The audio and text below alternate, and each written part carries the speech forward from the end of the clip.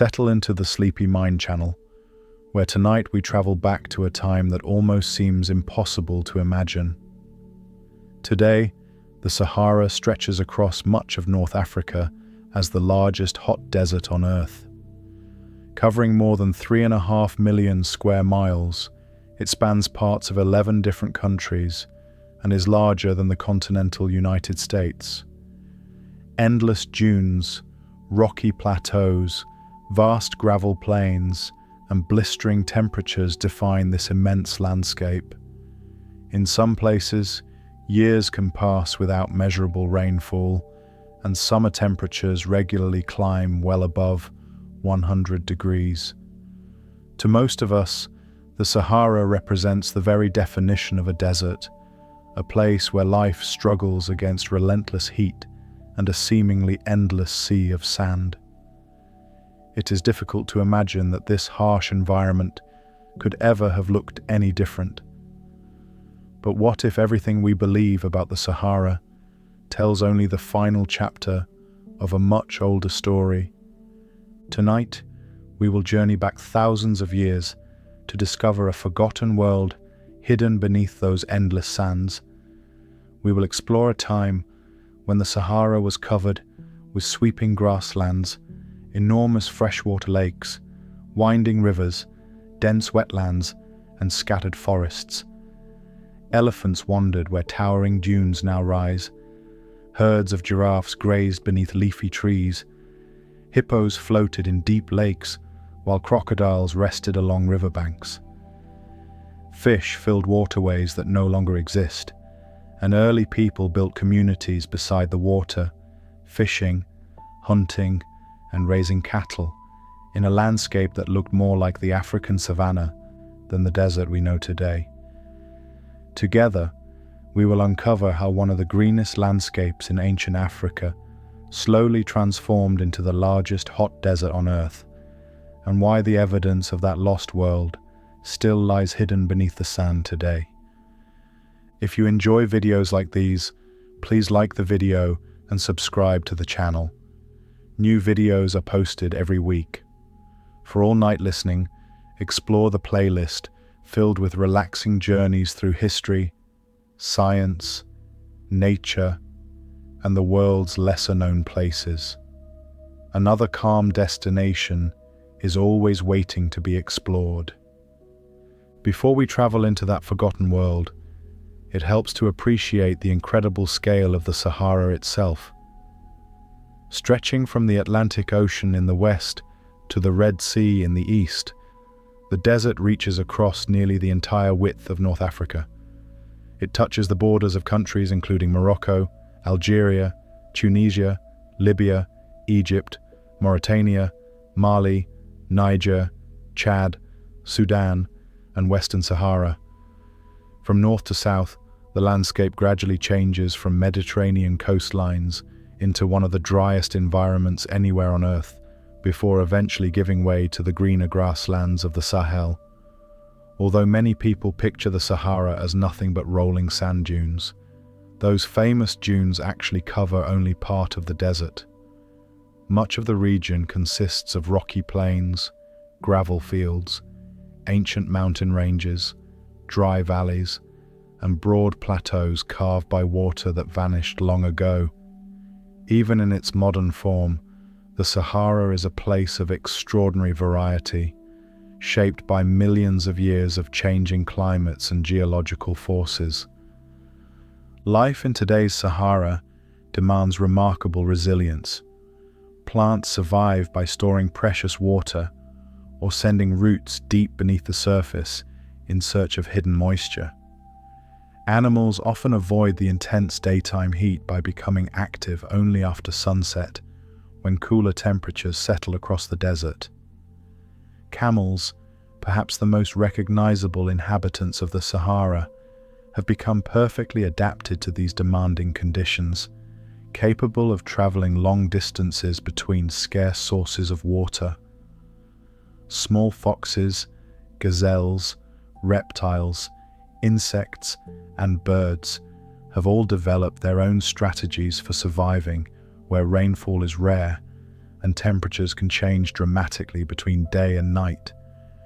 Human communities have also lived within this vast desert for thousands of years, adapting through careful knowledge of oases, seasonal travel routes, and the precious locations where underground water still reaches the surface. Modern life in the Sahara is challenging, yet it continues because people, animals, and plants have learned to work with the rhythms of one of Earth's harshest landscapes. Because the Sahara appears so dry and seemingly permanent, it is easy to assume it has always looked this way. Endless dunes seem timeless. Rocky plateaus appear ancient beyond imagination. Yet beneath many of those dunes lie ancient shorelines, buried river channels, fossil fish, freshwater shells, and the remains of ecosystems that flourished long before the modern desert emerged. Every grain of sand quietly conceals clues pointing toward an entirely different world, one almost impossible to imagine without the evidence left behind. The discovery of that hidden world did not happen all at once. Instead, it unfolded gradually through centuries of exploration and scientific curiosity. Early travelers occasionally stumbled upon strange clues that seemed out of place. Deep within the desert, they found ancient rock paintings showing giraffes, elephants, cattle, fish, and even people swimming. At first, these images puzzled explorers. Why would artists living in one of the driest places on Earth paint hippos, crocodiles, and boats unless they had actually seen them? Later, archaeologists uncovered fish bones, harpoons, shells, and the remains of ancient settlements far from any modern source of water. Geologists identified old lake beds hidden beneath the sand, while satellites eventually revealed enormous river systems buried beneath the desert's surface. One discovery after another slowly revealed the same astonishing truth. The Sahara had not always been a desert. For thousands of years, it had been one of the richest landscapes in North Africa. Scientists eventually gave this remarkable chapter in Earth's history a name. They called it the African Humid Period. During this time, powerful seasonal rains spread far north into regions that are now almost completely dry. Instead of receiving only occasional showers, much of the Sahara experienced regular rainfall that filled lakes, carved rivers, nourished grasslands, and supported an extraordinary diversity of wildlife.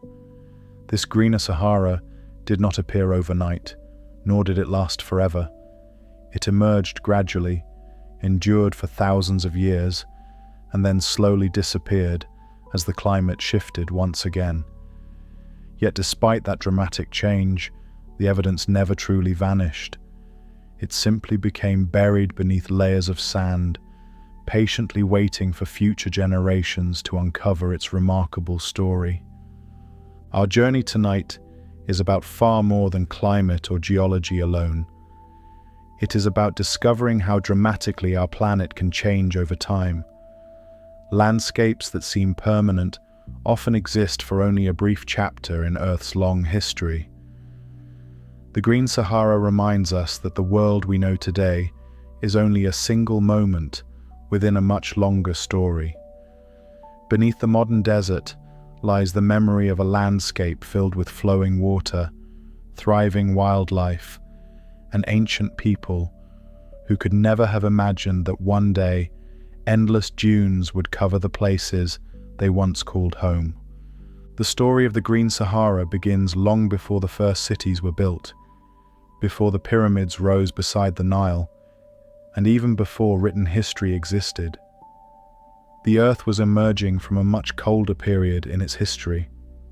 Vast glaciers that had once covered large portions of Europe, Asia, and North America were gradually retreating as global temperatures slowly increased. Rivers swollen by melting ice reshaped entire continents, Coastlines shifted as sea levels rose, and ecosystems across the world began adapting to a warmer climate. It was a time of enormous transformation, although the changes happened so gradually that no single generation would have recognized the immense story unfolding around them. While the glaciers disappeared far to the north, another equally dramatic transformation was quietly beginning across North Africa. If someone had stood where the Sahara lies today during the height of the last ice age, they would not have seen the endless green paradise we are about to explore. Much of the landscape was still dry and sparsely vegetated, although conditions were different from those of the modern desert. The great change had not yet arrived. It would take thousands of years before powerful seasonal rains began pushing farther north than they do today. Slowly, almost imperceptibly, the atmosphere started behaving differently. Winds shifted, rainfall patterns expanded. Areas that had known only occasional showers began receiving dependable seasonal rains. At first, the changes were subtle. Small patches of grass appeared where bare ground had once dominated. Temporary pools of water lingered a little longer after each rainy season. Shrubs gradually spread into places that had previously been almost lifeless. Each year looked much like the one before, yet over many centuries those tiny changes accumulated into something astonishing. As rainfall continued increasing, the transformation accelerated. Streams that once flowed only briefly after storms became permanent rivers. Depressions in the landscape gradually filled with water, creating lakes that expanded year after year. Seeds carried by the wind or resting dormant within the soil suddenly found the moisture they needed to grow. Grasslands spread across enormous areas of North Africa, followed by scattered trees and dense vegetation along rivers and lake shores. The once barren landscape slowly changed into a rich mosaic of wetlands, open plains, woodlands, and freshwater habitats stretching across regions that today seem almost unimaginable without sand. It was not the dense tropical rainforest found nearer the equator, nor was it exactly like the modern African savanna, but it shared characteristics of both. The result was an enormous living landscape capable of supporting extraordinary numbers of animals and people. One of the first signs of this transformation would have been sound.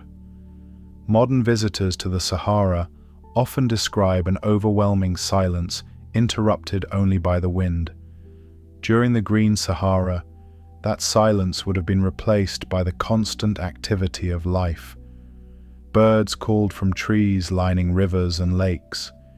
Insects filled the warm air with a steady chorus. Frogs gathered along the edges of wetlands after seasonal rains. Fish disturbed the surfaces of quiet lakes, while larger animals splashed through shallow water in search of food. At dawn, herds of grazing mammals would begin moving across open grasslands as predators quietly watched from the surrounding vegetation. Everywhere there was movement, sound, and life. Instead of endless empty horizons, the Green Sahara would have felt vibrant and alive from sunrise until long after darkness settled across the landscape.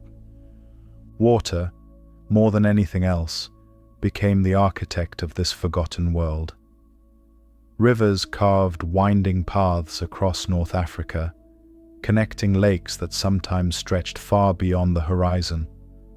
Seasonal flooding nourished fertile soils, where grasses and other plants flourished in remarkable abundance. Wetlands formed around the edges of these waterways, creating ideal habitats for countless species of birds and aquatic life. Some lakes grew so large that standing on one shore would have made the opposite side nearly impossible to see. Their calm surfaces reflected enormous skies filled with drifting clouds, while reeds swayed gently along the water's edge. Crocodiles rested on muddy banks warmed by the tropical sun, and schools of fish moved through waters that have now completely vanished beneath layers of sand. It is one of history's greatest geographical transformations. Places that today receive almost no rainfall once supported thriving freshwater ecosystems extending across vast portions of North Africa. As the water spread, so too did the wildlife. Herds of antelope grazed across the expanding grasslands, taking advantage of fresh vegetation nourished by regular rainfall. Giraffes wandered among scattered trees, reaching effortlessly into leafy branches beyond the reach of smaller animals. Elephants followed ancient migration routes between rivers and lakes, their movements helping shape the vegetation as they fed. Hippos spent much of the day cooling themselves in deep pools before emerging during the evening to graze across nearby grasslands. Rhinoceroses browsed among shrubs, while crocodiles silently patrolled the waterways. The diversity of life rivaled many of Africa's great wildlife regions today. Long before kingdoms rose along the Nile or cities appeared elsewhere across the ancient world, human communities were already living throughout the Green Sahara. They settled near dependable sources of water where fish were plentiful, wildlife abundant, and fresh vegetation supported daily life. These early people hunted, fished, gathered wild plants, and gradually began herding domesticated animals as the centuries passed. They understood the rhythms of seasonal rainfall, knew where rivers flowed, and adapted their lives to a landscape that offered opportunities unimaginable in the Sahara of today. They did not think of themselves as living in a lost paradise because, to them, this fertile world was simply home. They could not have known that thousands of years later, their villages, campsites, and fishing grounds would lie buried beneath towering dunes, leaving only scattered traces for archaeologists to discover many millennia into the future. Living in the Green Sahara required careful observation of nature because water, although abundant compared with today, still shaped nearly every aspect of daily life. Families naturally settled near rivers, lakes, and seasonal wetlands where food was easiest to find. Freshwater fish became an important source of nourishment, while the surrounding grasslands attracted animals that could be hunted throughout the year. Wild fruits, edible roots, seeds, and grasses grew in many areas, offering resources that simply do not exist across most of the modern Sahara. Children would have grown up learning where certain fish gathered during different seasons, which plants could be safely collected, and when migrating herds were most likely to pass nearby. Their knowledge came not from written books, but from countless generations of careful observation, with each season adding another lesson about the rhythms of the landscape around them.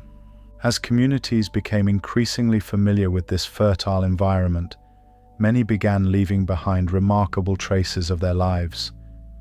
One of the greatest gifts they unknowingly preserved for the future was their artwork. Across different parts of the Sahara, thousands of images were painted or carved onto sheltered rock walls, cliffs, and cave surfaces. Today, these works of art seem almost unbelievable because they depict a world completely unlike the surrounding desert. Instead of camels crossing endless dunes, many of the oldest paintings show elephants with enormous tusks, graceful giraffes stretching toward tree branches, powerful cattle, antelope, crocodiles, fish, and hippopotamuses resting in water. Some figures are often described as swimmers, although their exact meaning remains debated, while other scenes show dancing, hunting, or the care of livestock. Others include boats floating across bodies of water that disappeared thousands of years ago. Together, the images record wildlife and human activity during periods when the region supported far more life than it does today. Among the most fascinating discoveries are the famous swimming figures found within the rock shelters of Egypt's western desert. At first glance, these human forms appear almost playful, with arms and legs extended as though floating effortlessly through water. When European explorers first documented them, many wondered whether they represented symbolic rituals or imaginary scenes. Yet as more evidence accumulated from across the Sahara, another explanation became increasingly convincing. What seems mysterious to us today may have appeared completely ordinary to the people who created these paintings thousands of years ago. They lived in a world where swimming was entirely possible because permanent bodies of fresh water stretched across regions that now receive almost no rainfall. These remarkable galleries also preserve an unexpected history of changing cultures. The oldest paintings often emphasize wild animals roaming freely across the landscape. Later artwork begins featuring increasing numbers of domesticated cattle, suggesting that many communities gradually shifted from relying primarily on hunting and gathering toward herding livestock. This transition represents one of the most significant developments in early human history. Instead of following wild animals wherever they wandered, people increasingly cared for herds that provided meat, milk, hides, and eventually a more dependable way of life.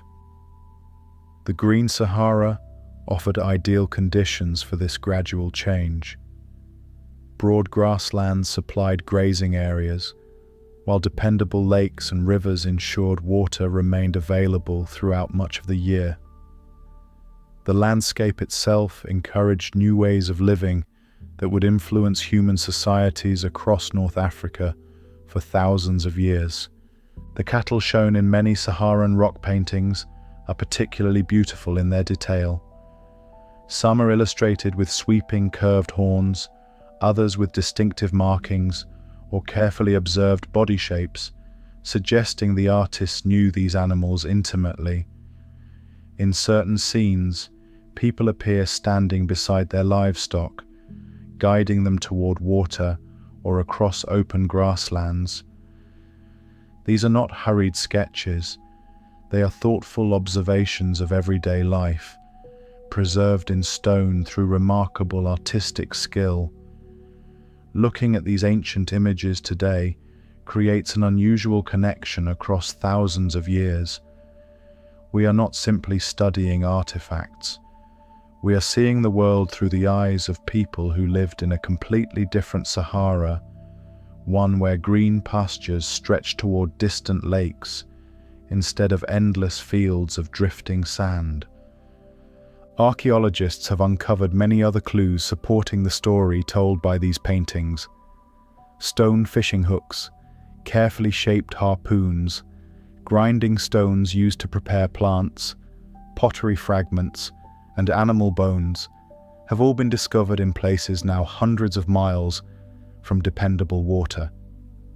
Some sites contain enormous quantities of fish remains, clearly showing that freshwater fishing once formed an important part of daily life.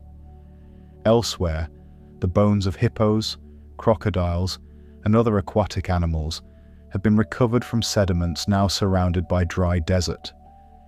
These discoveries reinforce one another in remarkable ways. The paintings show fish and boats. The archaeological sites contain fishing tools. Ancient lake beds preserve freshwater shells and sediments. Together they create an increasingly detailed picture of a landscape where water shaped nearly every aspect of life. The same dry conditions that make the modern Sahara appear so unforgiving have also protected rock art, tools, and archaeological sites for thousands of years. Once the climate became drier, many locations remained largely undisturbed beneath expanding layers of sand. Organic materials naturally disappeared over time, but stone tools, carved rock surfaces, pottery, and other durable objects survived with remarkable clarity. In a curious twist of history, the desert that replaced the Green Sahara also became the reason so much evidence of that lost world still exists today. Every new archaeological expedition has the potential to uncover another forgotten campsite, another stretch of ancient shoreline, or another gallery of rock art quietly waiting beneath the desert sky, preserving memories of a time when North Africa looked completely different from the landscape we know today. While archaeologists searched across the surface of the Sahara, geologists began uncovering an equally remarkable story hidden beneath the ground itself. At first, many of the clues seemed almost impossible to explain. Satellite images revealed faint lines stretching across the desert in patterns that did not match modern landscapes. From the ground, these features often appeared as little more than subtle ridges or shallow depressions, nearly invisible beneath drifting sand. Yet when scientists combined satellite imagery with radar technology and geological surveys, an astonishing picture gradually emerged. Those faint lines were not random at all. They were the remains of ancient rivers, some extending for hundreds of miles across North Africa. Entire drainage systems that had vanished thousands of years ago still lay preserved beneath the desert, quietly recording the pathways where water once flowed toward enormous lakes and inland basins. These discoveries transformed our understanding of the Sahara. Instead of imagining isolated lakes scattered across a mostly dry landscape, researchers realized they were looking at a vast interconnected network of rivers, streams, floodplains, and wetlands. Water once traveled across much of North Africa in ways that are difficult to picture today. Seasonal rains fed streams descending from nearby highlands. Those streams joined larger rivers, which eventually emptied into immense lakes or spread across broad marshes filled with reeds and aquatic plants. Rather than being a collection of isolated green patches, the Green Sahara functioned as a connected ecosystem where water linked distant regions together across enormous stretches of the continent. One of the greatest examples of this forgotten world was a body of water now known as Mega Chad. Today, Lake Chad is relatively modest in size compared with many of the world's largest lakes, although it remains an important source of water for millions of people. During the African humid period, however, its ancient ancestor was almost unimaginable in scale. Scientists believe Mega Chad expanded to cover an area several 100,000 square kilometers, making it one of the largest freshwater lakes on Earth at the time. Standing on its shoreline would have felt more like standing beside an inland sea than a lake. Waves driven by the wind rolled across open water stretching far beyond the horizon, while rivers carried fresh water into the basin from many different directions. Fish flourished in its depths, wetlands lined its shores, and countless animals gathered along its edges to drink and feed. The existence of such an enormous lake naturally influenced everything around it. Large bodies of water have a remarkable ability to shape local climates because they store heat, release moisture into the atmosphere, and moderate surrounding temperatures. Mega Chad almost certainly created its own weather patterns, helping sustain nearby vegetation while supporting countless forms of life. Birds migrated seasonally between its marshes, fish reproduced in sheltered shallows, and grazing animals traveled long distances to reach its dependable water. Human communities found abundant resources along its shoreline, where fishing, hunting, and gathering could support growing populations. It is remarkable to realize that much of this thriving environment existed in places where today there may be little more than dry sand, scattered shrubs, and intense desert heat. Evidence for Megachad did not come from ancient stories or legends alone. Scientists identified its former shorelines by studying subtle ridges left behind as water levels gradually rose and fell over thousands of years. Sediment cores collected from former lake beds contain layers of mud, freshwater shells, pollen, and microscopic organisms that once lived beneath the water. Each layer acts almost like a page in a history book, preserving information about changing rainfall, temperatures, and vegetation over immense spans of time. By carefully studying these sediments, researchers have reconstructed the rise and eventual decline of one of Africa's greatest prehistoric lakes with remarkable accuracy. Some lasted only during particularly wet centuries before gradually shrinking again. Others remained for thousands of years, becoming stable centers of life around which animals and people gathered. Along their shores, reeds swayed in gentle breezes, while freshwater plants spread through shallow water.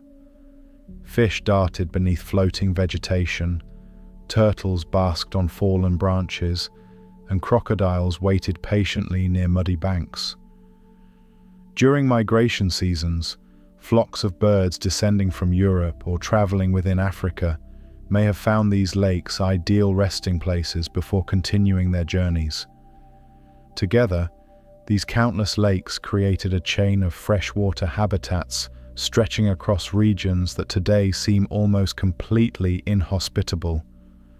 Looking at the modern Sahara, it is difficult to imagine such abundance.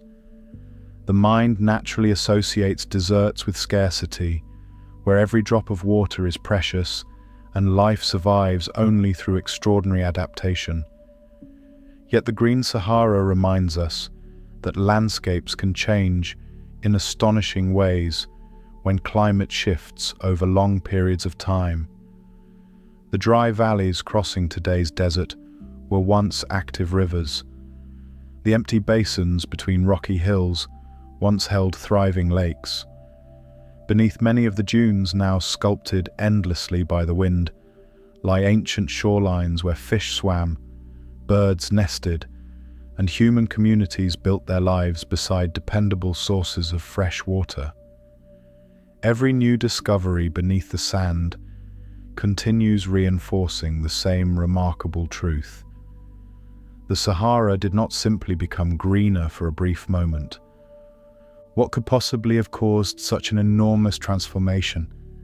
How could a region now famous for its relentless heat and endless sand once receive enough rainfall to support vast grasslands, forests, rivers, and some of the largest freshwater lakes on Earth? At first glance, the explanation might seem simple. Perhaps temperatures were cooler, or perhaps the oceans supplied more moisture than they do today. Yet the real answer proved far more fascinating because it began not within the Sahara itself, but far out in space. Our planet is never completely still. As the Earth travels around the Sun, its orbit and its axis slowly change over immense periods of time. These changes are almost impossible to notice within a single lifetime because they unfold over tens of thousands of years. Civilizations rise and fall while the movement continues almost unnoticed. Entire languages appear and disappear before the Earth's position has shifted by even a tiny amount. Yet over these vast stretches of time, those gradual changes subtly alter how sunlight is distributed across different parts of the planet. More sunlight reaches certain regions during particular seasons, while other areas receive slightly less. These differences may seem small, but over thousands of years, they are powerful enough to reshape climates across entire continents. One of the most important of these slow movements involves the gentle wobble of the Earth's axis. Imagine a spinning top turning across a smooth floor. As it spins, the top does not remain perfectly upright. Instead, it slowly traces a small circle as it wobbles from side to side. The Earth behaves in much the same way. Although our planet remains remarkably stable, its axis gradually shifts direction over a cycle lasting many thousands of years. This slow movement changes the timing and intensity of the seasons in subtle but important ways. During the African humid period, this natural wobble allowed the northern hemisphere to receive stronger summer sunlight than it does today. That extra warmth played a crucial role in transforming the climate of North Africa. As the land heated more intensely during summer, the atmosphere responded. Warm air rises naturally, creating areas of lower pressure near the surface. Air from surrounding regions then flows inward to replace it, carrying moisture along the way. Across tropical Africa, this process strengthens the seasonal monsoon, a vast weather system that delivers life-giving rainfall to millions of people every year. Today, the African monsoon reaches only part-way into the Sahara before gradually weakening. During the African humid period, however, the stronger summer heating pulled those rain-bearing winds much farther north. Clouds that today release their rain over the Sahel continued deep into what is now the heart of the Sahara, bringing dependable seasonal rainfall to regions that presently receive little more than a few scattered showers each year. The arrival of these stronger monsoons did not instantly transform the desert into grassland. Nature rarely works so quickly. Instead, every rainy season added another small step to the transformation. Grass appeared in places where bare soil had dominated for generations. As the grasses spread, they protected the ground from intense sunlight, while helping retain moisture after each rainfall. Shrubs and small trees gradually followed, their roots stabilizing the soil and reducing erosion.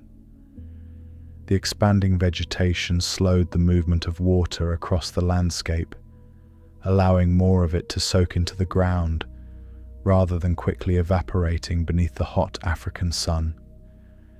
Lakes remained full for longer periods, rivers flowed more consistently, and wetlands expanded into areas that had previously dried soon after each rainy season. This growing vegetation did something even more remarkable. It began helping create additional rainfall. Scientists call this a climate feedback loop. Plants release water vapor back into the atmosphere through tiny openings in their leaves, a natural process known as transpiration. Combined with evaporation from lakes and rivers, this additional moisture increased the humidity of the air above the Green Sahara. As humid air rose and cooled, more clouds formed, leading to even greater rainfall. In other words, the greener the Sahara became, the more it encouraged conditions that helped keep it green.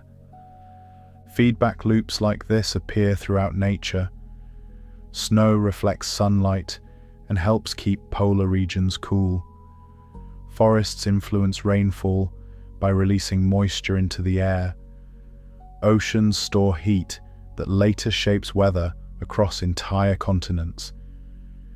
The Green Sahara provides one of the clearest examples of how these natural systems interact. It was not simply the stronger monsoons that created the fertile landscape. The expanding vegetation, growing lakes, and increasing humidity all reinforced the process, allowing the wetter climate to persist for thousands of years. Once the transformation reached a certain point, the Sahara became remarkably stable as a green landscape. supporting rivers, wildlife, and human communities across vast portions of North Africa. This understanding represents one of the greatest achievements of modern climate science.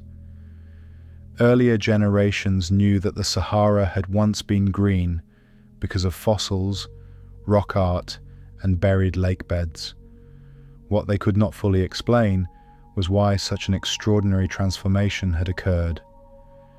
Today, by combining astronomy, geology, archaeology, atmospheric science, and computer modeling, researchers have pieced together an elegant explanation connecting the motion of the Earth through space with the lives of people living thousands of years ago beside lakes that no longer exist. It is a reminder that even the slowest movements in our solar system can eventually reshape entire continents. The gentle wobble of our planet, almost imperceptible from one year to the next, quietly altered the path of seasonal rains, transformed the largest hot desert on Earth into a thriving landscape filled with life, and left behind one of the most remarkable stories hidden beneath the sands of the Sahara. As the centuries passed, the Green Sahara became one of the richest ecosystems anywhere in North Africa. What had begun as a gradual increase in seasonal rainfall had now developed into a landscape capable of supporting an astonishing variety of life. The broad grasslands stretched across immense distances, interrupted by winding rivers, freshwater marshes, wooded valleys, and enormous lakes reflecting the brilliant African sky.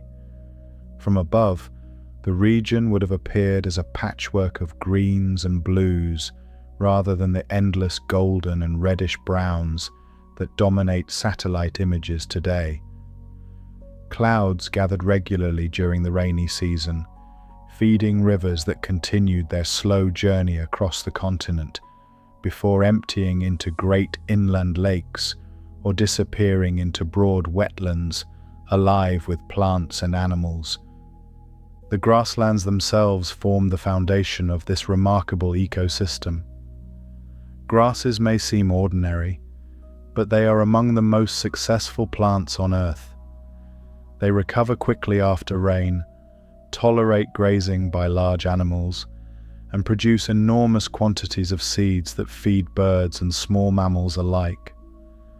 As seasonal rains returned year after year, these grasslands expanded steadily across North Africa, creating vast natural pastures capable of supporting herds that would have numbered in the thousands. Looking across the plains during the early morning, one might have seen antelope moving together through tall grasses, while zebras grazed nearby. Farther in the distance, giraffes wandered slowly between scattered groves of acacia trees, their long necks reaching effortlessly toward fresh leaves. Dust rose gently beneath their feet as warm sunlight spread across a landscape almost impossible to associate with the modern Sahara. The presence of such abundant plant life naturally attracted some of Africa's largest animals. Elephants traveled slowly along ancient migration routes that may have been followed for generations. These magnificent creatures required tremendous amounts of food and water each day, making the Green Sahara an ideal home. As they moved across the landscape, they shaped the environment itself. Branches broken while feeding opened spaces within woodlands, while seeds carried in their digestive systems helped spread new plants across great distances. Even today, elephants are sometimes described as ecosystem engineers because their daily activities influence the habitats around them. Not far from the elephants, rhinoceroses browsed among dense shrubs growing near rivers and lakes. Their powerful bodies allowed them to move through thick vegetation with ease, feeding on leaves and branches that smaller animals could not reach. Hippopotamuses spent much of the daylight hours resting beneath the cool waters of lakes and slow-moving rivers, emerging during the evening to graze across nearby grasslands under the cover of darkness. Crocodiles waited patiently near muddy banks, where fish and other animals regularly approached the water to drink. These predators had little reason to hurry. The healthy ecosystem surrounding them provided a steady supply of prey, allowing them to conserve energy until the perfect opportunity arrived. Bird life would have been equally spectacular. The countless lakes and wetlands scattered across the Green Sahara created ideal resting places for migratory birds traveling enormous distances between Europe and Africa. Pelicans may have gathered in large flocks upon quiet lakes, while herons stood motionless along shallow shorelines waiting for fish to swim within reach. Ducks, geese, cranes, ibises, kingfishers, and countless smaller species filled the skies with movement and sound throughout the changing seasons. Some birds nested permanently within the region, while others visited only during certain times of the year before continuing their remarkable journeys across continents. Every lake became its own thriving world, filled with constant activity from sunrise until long after darkness settled across the water. Beneath the surface of those lakes, life flourished just as abundantly. Fish occupied nearly every available habitat, from shallow reed beds to deeper open waters. Some species fed upon aquatic plants, while others hunted smaller fish or insects drifting through the water. Freshwater turtles moved slowly along muddy bottoms searching for food, while frogs gathered in enormous numbers after seasonal rains, filling warm evenings with their calls. Dragonflies skimmed across calm water hunting mosquitoes, and countless insects completed the complex web of life connecting plants, fish, birds, reptiles, mammals, and people. It is easy to overlook these smaller creatures, yet they form the foundation supporting much of the larger ecosystem. The diversity of habitats across the Green Sahara also meant that no two regions looked exactly alike. Areas surrounding major lakes often supported broad wetlands, rich with reeds and aquatic vegetation. River valleys contained ribbons of trees following the flow of fresh water across the landscape. Open grasslands stretched between these wetter areas, while rocky hills supported shrubs and scattered woodlands adapted to slightly drier conditions. Seasonal flooding created temporary ponds that attracted wildlife during parts of the year before gradually shrinking again as rainfall decreased. This constantly changing mosaic of habitats allowed many different species to live side by side, each finding the conditions best suited to its particular needs. As the heat of the day slowly faded, herds of grazing animals gathered near dependable water before moving back onto the open plains. Birds crossed the sky in graceful formations as they returned to sheltered nesting places among the trees. Hippos emerged from the lakes, while insects filled the warm air with a gentle chorus that continued long into the night. Gentle breezes carried the scent of fresh vegetation across the grasslands, and distant thunderstorms occasionally rolled across the horizon, bringing another welcome season of life-giving rain. There would have been little hint that this thriving world was temporary. To the people and animals living there, it simply seemed like the way the landscape had always been. Yet hidden within the slow rhythms of nature, change had already begun. The same gradual forces that transformed the Sahara into a green paradise would one day begin shifting once again. The rains would slowly weaken, lakes would begin shrinking, Rivers would flow a little less strongly each passing century. Grasslands would gradually retreat, giving way to expanding dry regions. The transformation would unfold so slowly that no single generation would fully witness it, yet over thousands of years it would reshape North Africa once again, replacing one of the continent's richest ecosystems with the vast desert that stretches across the horizon today. For thousands of years, the people living across the Green Sahara would have noticed these changes only in the smallest ways. A favorite lake might not reach quite as far along its shoreline as it had during childhood. A stream that once flowed throughout the year might become seasonal, running strongly during the rainy months before shrinking into scattered pools as the dry season returned. Certain grazing animals would begin arriving later than expected, or choose different migration routes altogether. Individual seasons always varied naturally, so there was little reason to believe anything extraordinary was happening. Yet when viewed across many centuries, these tiny differences slowly added together into one of the greatest environmental transformations in human history. The change did not occur in a single year across the entire Sahara. Evidence indicates that drying unfolded unevenly, with some regions changing more quickly than others. Instead, the same slow movements of the earth that had strengthened the African monsoon gradually began shifting once again. Over thousands of years, the northern hemisphere slowly received less intense summer sunlight than before. Without that additional heating, the seasonal monsoon gradually weakened. The rain-bearing winds no longer traveled quite as far into the Sahara. Areas lying at the northern edge of the Green Sahara were the first to experience longer dry seasons, while regions farther south remained green for much longer. At first, the grasslands adapted remarkably well. Many grasses naturally survive periods of drought by producing seeds that remain dormant until favorable conditions return. Shrubs extended their roots deeper into the soil in search of moisture, while trees growing beside rivers continued receiving dependable supplies of water from underground reserves. For many generations, the ecosystem resisted the gradual decline in rainfall.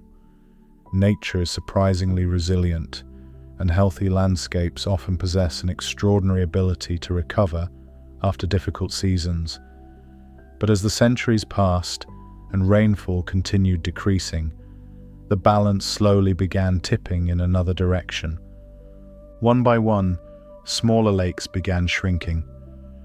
Shorelines that had once supported dense reeds gradually gave way to open mudflats that dried and cracked beneath the hot African sun. Fish became concentrated in ever smaller pools, making them easier prey for birds and crocodiles, but leaving fewer survivors to reproduce the following year. Wetlands slowly retreated as grasses replaced aquatic plants, and eventually even the grasses began struggling where dependable water had once been abundant. The landscape did not suddenly become barren. Instead, it slowly changed from lush wetlands into open savannas, then into increasingly dry grasslands where only the hardiest vegetation could survive. The rivers told a similar story. During the height of the African humid period, many waterways flowed throughout the year, carrying fresh water across enormous distances.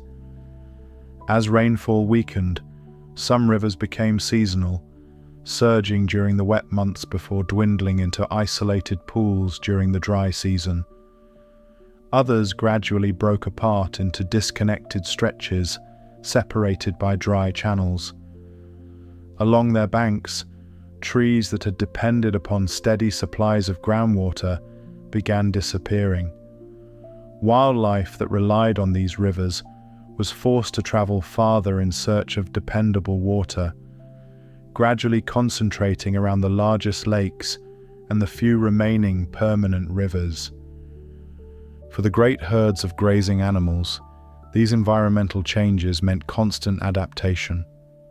As grasslands slowly contracted, elephants, antelope, giraffes, and other large mammals followed the shifting vegetation southward or toward regions where water remained more reliable. Migration routes that had existed for generations gradually changed. Areas once filled with wildlife became quieter as fewer animals returned each year. Predators naturally followed the herds, concentrating wherever prey remained abundant. The Green Sahara was not disappearing all at once. It was slowly rearranging itself, with life continually adjusting to a landscape becoming just a little drier with every passing century.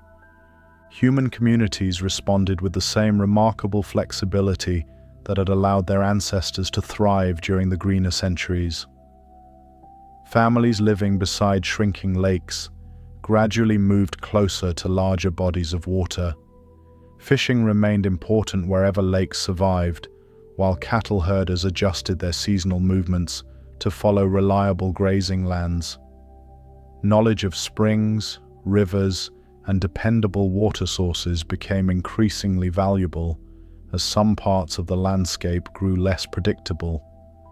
Rather than abandoning the Sahara immediately, people adapted again and again, making careful decisions based on generations of experience and observation.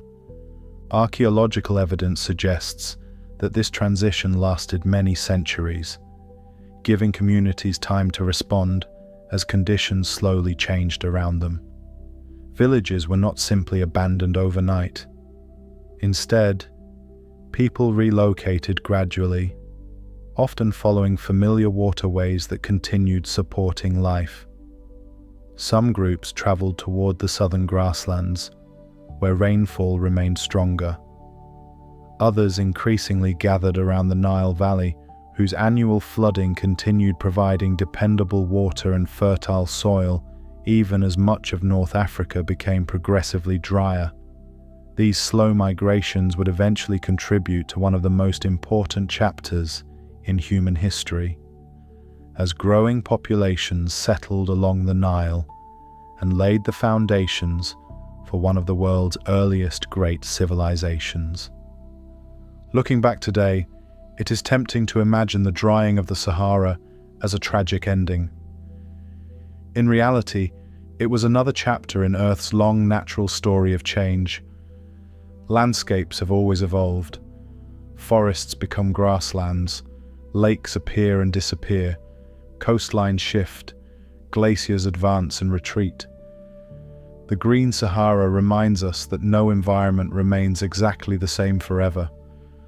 Over thousands of years, even the largest ecosystems can transform into something entirely different. The people living through these changes likely never realized they were witnessing one of the greatest climate transitions in recent geological history. They simply adapted to each new generation, making the best decisions they could within a world that changed so slowly it almost seemed constant. Yet beneath those gradual adjustments, the familiar green landscape was quietly giving way to the endless desert that would one day define the Sahara for the rest of human history. As more people gradually settled near the Nile, the river assumed an importance unlike any other waterway in North Africa. Even while the Sahara continued drying, the Nile remained remarkably dependable. Fed by rainfall and highland rivers far to the south, it carried life through an increasingly arid landscape, overflowing its banks each year and leaving behind fresh layers of fertile silt. To families arriving from regions where lakes had steadily disappeared and rivers had become unreliable, the Nile must have seemed almost miraculous in its consistency. Here was a river that continued flowing even as much of the surrounding landscape became drier, century after century, It offered fresh water, fertile farmland, fish, transportation, and a stable foundation upon which permanent communities could flourish. Many researchers believe the gradual drying of the Sahara encouraged this slow movement toward the Nile Valley. It is important to remember that this was not a sudden migration involving entire populations moving all at once. Instead, it unfolded over many generations. Small communities relocated when local conditions became less favorable. Children grew up in new settlements while maintaining memories passed down by their parents and grandparents about greener lands farther west. Over hundreds and even thousands of years, these countless individual decisions gradually concentrated more people along the great river. Climate alone did not create ancient Egyptian civilization, but it almost certainly influenced where people chose to live and where growing populations eventually established larger and more permanent settlements. This connection between the Green Sahara and ancient Egypt is one of the most fascinating examples of how environmental change can quietly influence human history. Without the gradual drying of North Africa, population patterns across the continent may have developed quite differently. Communities that once spread across broad grasslands and lake regions increasingly found themselves drawn toward dependable sources of water. Along the Nile, agriculture became increasingly successful because the annual floods renewed the soil year after year. Villages expanded into towns, towns grew into cities, and eventually one of the world's greatest civilizations emerged beside a river whose importance became even greater as the surrounding desert expanded. The story of the Green Sahara therefore reaches far beyond changing landscapes. It also forms part of the larger story of how geography and climate helped shape the course of human civilization. Yet even as many people settled along the Nile, the Sahara itself did not suddenly become empty. Human life continued adapting across the desert in remarkable ways. Nomadic communities developed seasonal travel routes linking scattered wells, springs, and oases. Knowledge of underground water became one of the most valuable forms of survival. Families learned precisely where dependable water could still be found, sometimes hidden beneath seemingly lifeless stretches of desert. These routes were carefully remembered and passed from one generation to the next, allowing people to continue crossing regions that outsiders might consider impossible to survive. The expanding desert demanded new skills, but human adaptability proved just as remarkable as it had during the wetter centuries before. As the climate continued changing, wind gradually became the dominant force shaping the landscape. During the Green Sahara, flowing water had carved valleys, deposited fertile sediments, and filled great lakes. Now the wind slowly took over that role. Fine grains of sand, loosened from drying lake beds and exposed soils, began drifting across the landscape. Over immense spans of time, they gathered into the towering dunes that have become one of the defining features of the modern Sahara. Some dunes slowly migrated across the desert, advancing only a few feet each year, while steadily burying older landscapes beneath them.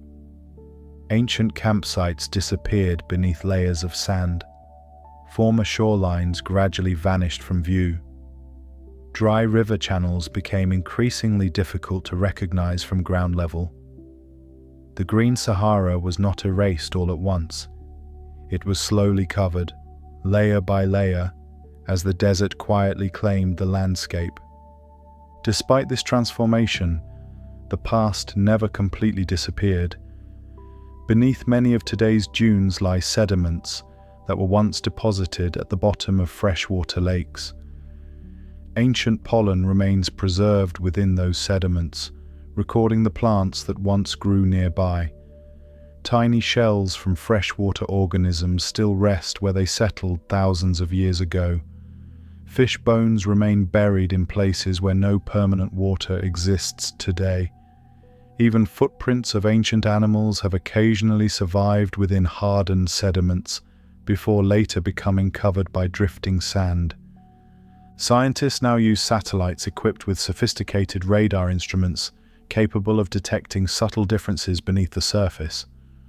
Unlike ordinary cameras, certain radar systems can penetrate dry sand under favorable conditions, revealing ancient river channels, buried valleys, and long-forgotten drainage networks invisible to the naked eye. Looking at these images is almost like peeling back the modern desert to reveal another world beneath it. Broad rivers suddenly appear where only dunes exist today. Ancient lake basins become visible once more, along with landscapes that have remained hidden for thousands of years. Each new survey expands our understanding of just how extensive the Green Sahara truly was. These discoveries continue surprising researchers because the Sahara is so vast that much of it remains only partially explored. Covering millions of square miles, it is one of the largest natural landscapes on Earth. Even with modern technology, archaeologists and geologists can investigate only a tiny fraction of the sites scattered across its immense expanse. Every year brings new discoveries. Another ancient settlement emerges from beneath shifting sands. Another stretch of forgotten river is identified through satellite imagery. Another collection of rock art reveals animals that have not lived in the region for thousands of years. Rather than closing the book on the Green Sahara, each discovery opens new questions, reminding us that the greatest desert on Earth still guards many secrets beneath its endless sea of sand. One of the greatest surprises waiting beneath the Sahara is not hidden in ancient cities or buried treasures, but in the water that still remains deep underground. Although the surface appears overwhelmingly dry, enormous reserves of ancient groundwater lie trapped beneath parts of the desert. These underground reservoirs, known as fossil aquifers, were filled thousands of years ago during the African humid period, when rain fell regularly across North Africa. Unlike rivers or lakes that we can easily see, these aquifers exist deep below the surface, within layers of porous rock that slowly collected water over countless generations. In many places, that water has remained isolated ever since, preserved beneath the desert like a time capsule from a much greener world. The term fossil water is especially fitting because, much like fossils preserving the remains of ancient plants and animals, this groundwater preserves a record of climates that no longer exist. Some of the water being pumped from deep wells today may have first fallen as rain 10,000 or even 20,000 years ago. Imagine standing beside a well in the modern Sahara, watching clear water emerge from deep beneath the sand. Although it appears fresh and ordinary, some of those droplets may have begun their journey during a time when elephants wandered nearby, hippos rested in lakes, and early people paddled small boats across waterways that have long since vanished. The water itself has quietly survived beneath the desert, while the landscape above transformed completely. Scientists study these underground reservoirs with great care because they provide valuable clues about Earth's climatic past. By analyzing the chemistry of the water, researchers can estimate when it entered the ground and what environmental conditions existed at the time. Certain dissolved minerals reveal the types of rocks the water traveled through, while tiny differences in naturally occurring isotopes help determine its age. Together, these measurements allow scientists to reconstruct the history of rainfall across North Africa with remarkable accuracy. Every deep aquifer becomes another chapter in the story of the Green Sahara, confirming that abundant rainfall once reached regions now considered among the driest on Earth. Of course, these underground reserves are not unlimited, because they were created during much wetter periods thousands of years ago. Many fossil aquifers receive very little modern recharge. In other words, the water being used today often entered the ground during the African humid period and has remained there ever since. Once removed, it may take many thousands of years for nature to replace it, if it is replaced at all, under the present climate. This makes fossil groundwater an extraordinary but precious resource, reminding us that some of the Sahara's greatest hidden treasures are not visible upon the surface, but lie quietly beneath our feet. Even above ground, the modern Sahara occasionally offers brief reminders of its greener past. Although rainfall is rare across much of the desert, storms do sometimes arrive. When they do, the transformation can be astonishing. Dry valleys that remain empty for years suddenly carry rushing water. Seeds that have rested dormant beneath the sand quickly awaken, sending delicate green shoots toward the sunlight. Within days, patches of colorful flowers may appear across landscapes that seemed completely lifeless only a short time earlier. Insects emerge, birds arrive to feed, and the desert briefly comes alive with activity before the intense sun gradually returns the landscape to its familiar dry appearance. These fleeting blooms last only a short while, yet they provide a glimpse of how responsive the Sahara remains whenever water returns. For scientists, these temporary transformations offer valuable insight into the ancient Green Sahara. Even today, the desert still possesses many of the biological building blocks needed to support life. Dormant seeds survive beneath the sand for years, waiting patiently for favorable conditions. Microorganisms become active almost immediately after rain. Small animals emerge from hidden burrows, taking advantage of the brief abundance before conditions become harsh again. These rapid responses demonstrate that life has never completely disappeared from the Sahara.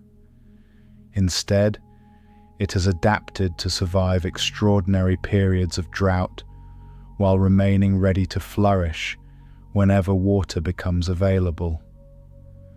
Perhaps nowhere is the Sahara's influence more surprising than far beyond the boundaries of the desert itself.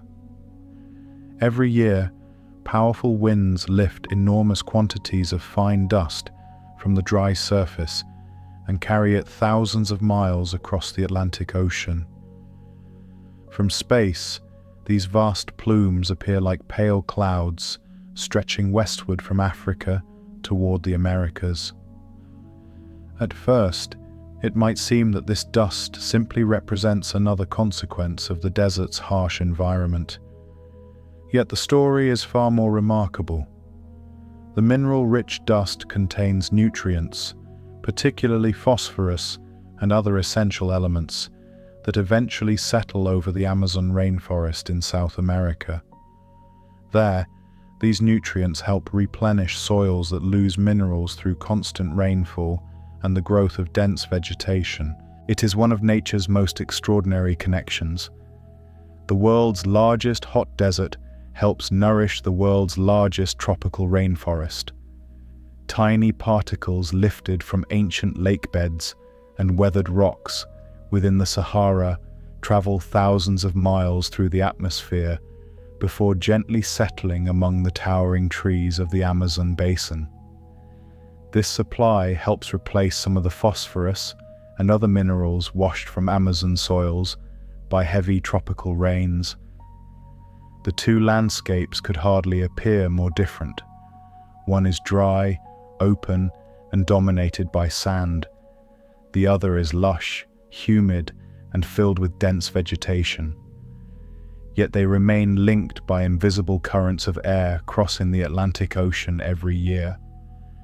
When we pause to consider these remarkable connections, the Sahara begins to feel less like an isolated desert and more like an active participant in Earth's global systems. Its ancient rains helped create one of the richest ecosystems in prehistoric Africa. Its drying influenced the movement of people and the development of civilizations. Its buried rivers and lakes continue teaching scientists about past climates. Its underground aquifers preserve water that fell as rain thousands of years ago. Even today, dust carried from its surface helps sustain forests on another continent. The Green Sahara may have vanished long ago, but its influence has never truly disappeared. Unlike many ancient civilizations that left behind towering monuments or written records, the Green Sahara tells its story through the landscape itself. Every buried shoreline, every layer of lake sediment, every fragment of pottery, and every fossil fish bone becomes another piece of an enormous puzzle stretching across millions of square miles. No single discovery explains the entire transformation. Instead, each expedition adds another small chapter, allowing researchers to gradually reconstruct a world that vanished long before recorded history began. One of the most valuable tools in this effort has proven to be something so small it can barely be seen without a microscope. Ancient grains of pollen, preserved within the mud at the bottom of long-vanished lakes, have become remarkable witnesses to the past. Every flowering plant produces pollen, and as those tiny grains drift through the air or settle into nearby water, some become trapped within accumulating layers of sediment. Protected beneath the surface, they can survive for thousands of years. When scientists extract long cores from ancient lake beds, they recover layer after layer of preserved pollen, each representing a different moment in time. By identifying the species that produce the pollen, researchers can determine which plants once grew nearby and how the surrounding landscape changed over thousands of years. The results have been extraordinary. Sediment collected from beneath the modern Sahara contains pollen from grasses, shrubs, and trees that simply could not survive there today. Layer after layer reveals an environment rich with vegetation, confirming what archaeologists, geologists, and rock art had already suggested. Some periods show widespread grasslands, while others reveal increasing numbers of trees growing beside rivers and lakes. Eventually, the pollen begins changing once again. Grass species adapted to wetter conditions gradually become less common, replaced by plants better suited to increasingly dry climates. Without a single written word, these microscopic grains quietly record the entire rise and decline of the Green Sahara with remarkable precision. Scientists also study tiny organisms that once lived within ancient lakes. Microscopic algae, freshwater plankton, and single-celled creatures leave behind durable shells and other structures that become buried within lake sediments after they die. Different species thrive under different conditions. Some prefer deep freshwater lakes, while others tolerate shallower or saltier environments.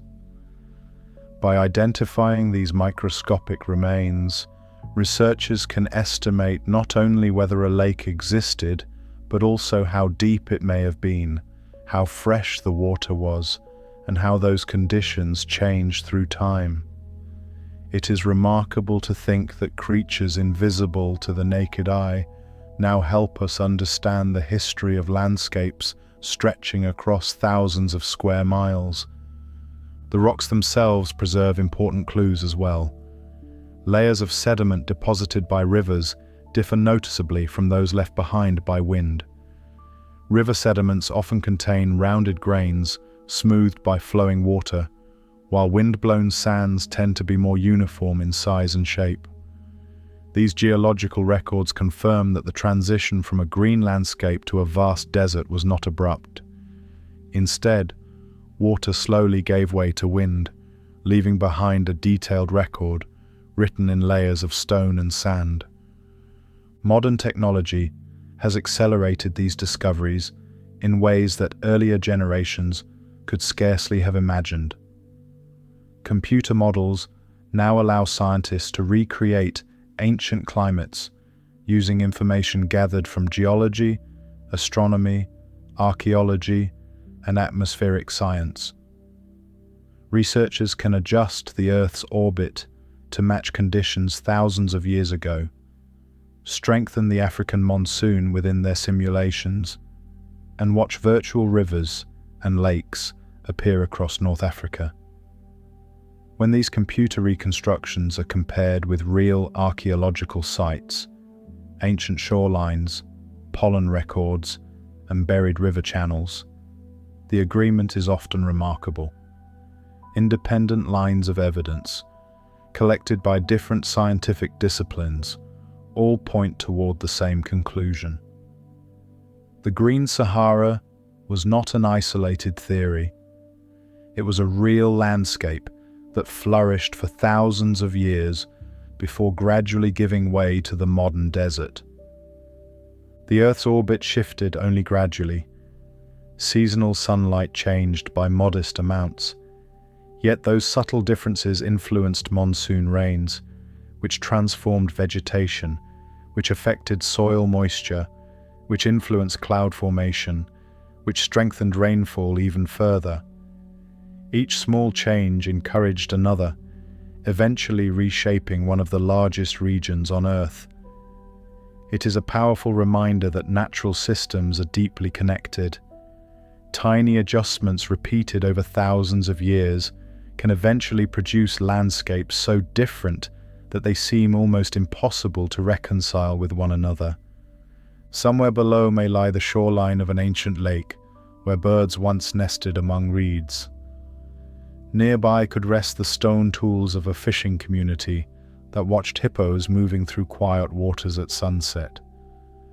Beneath another dune may be the remains of a river that flowed steadily across North Africa for countless generations before gradually disappearing as the climate changed. Every gust of wind that shifts the sand by only a few inches continues revealing and concealing pieces of this forgotten world. The desert is not empty. It is a vast archive, patiently preserving one of Earth's greatest stories beneath its endless waves of golden sand, waiting for each new generation of explorers and scientists to uncover another page from the remarkable history of the Green Sahara. As scientists continue piecing together the history of the Green Sahara, one question naturally follows. Could it ever happen again? It is an intriguing idea, and one that often captures the imagination.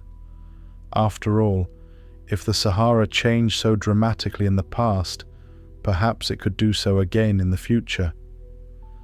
The answer, however, is both fascinating and complex, because it depends upon the same slow astronomical rhythms that transformed North Africa long before recorded history began. The Earth's orbital cycles have never stopped. Our planet continues its long journey around the Sun exactly as it has for billions of years.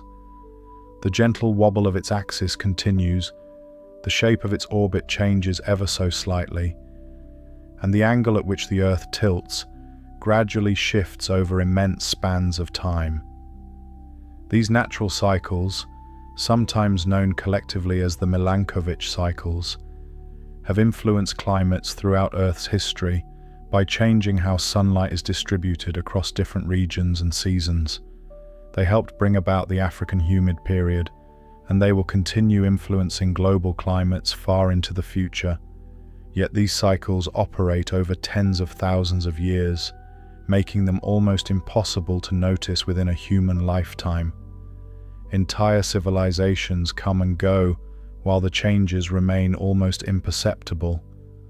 Orbital cycles will continue, but scientists remain cautious about predicting whether or how much of the Sahara may become greener in the distant future.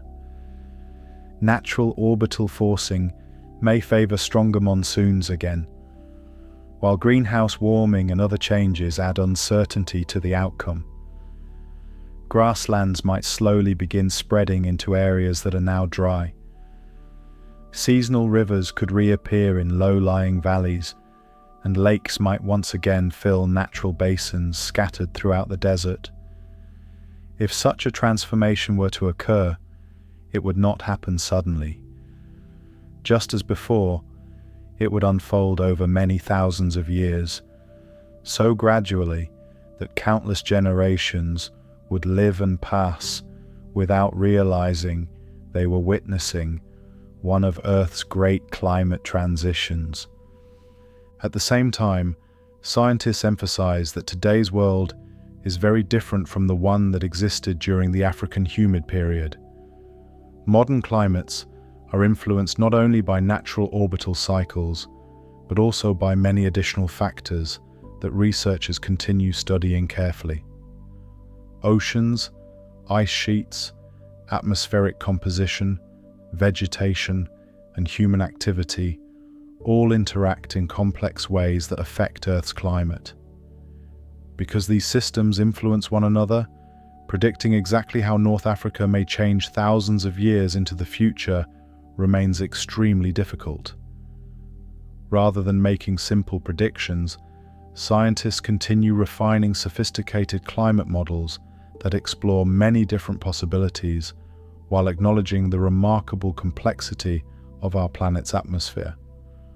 What the Green Sahara unquestionably demonstrates is the extraordinary ability of Earth to transform itself over long periods of time. Landscapes that appear permanent often represent only one chapter within a much longer story. A desert can become grassland. Lakes can disappear beneath drifting sand. Rivers can vanish so completely that only satellites and careful geological surveys reveal where they once flowed. Forests can spread across regions that later become dry plains. Looking at the modern Sahara, it is easy to imagine that it has always looked exactly as it does today. Yet the evidence hidden beneath its surface tells a very different story. Change is one of the defining characteristics of our planet, even when that change unfolds so slowly that it becomes almost invisible from one human generation to the next. Perhaps this realization encourages us to see familiar landscapes with fresh eyes. Every mountain, valley, coastline, forest, and desert has experienced its own long history of transformation. The world we inherit is not a finished landscape, but a moment within an ongoing process that began long before humanity appeared and will continue long after we are gone. The Green Sahara offers one of the clearest examples of this truth because the contrast is so dramatic. Few places on Earth have changed as completely as North Africa has over the last several thousand years. Yet beneath the endless dunes, the memory of that greener world remains carefully preserved, waiting for those willing to look beneath the surface. Nearby, buried beneath layers of windblown sand, may rest the remains of reeds that once swayed beside freshwater lakes. Stone fishing hooks may still lie where they were last used by families preparing their evening meals. Tiny grains of pollen remain trapped within ancient lake sediments, preserving the memory of grasses and trees that disappeared long ago. None of these traces announce themselves loudly. An archaeologist working alone might uncover fishing tools buried beneath the sand, but have no way of knowing how large the ancient lakes once were. A geologist could identify old river channels, yet know little about the people who lived beside them. A climatologist might understand shifting monsoon systems without ever seeing the remarkable rock art hidden among the desert cliffs. It was only when discoveries from many different fields were brought together that the full picture finally emerged. This collaboration continues today. Teams working in different countries often compare satellite images with geological surveys collected on the ground. Archaeologists carefully excavate ancient settlements, while paleontologists examine the fossilized remains of animals that once roamed the grasslands.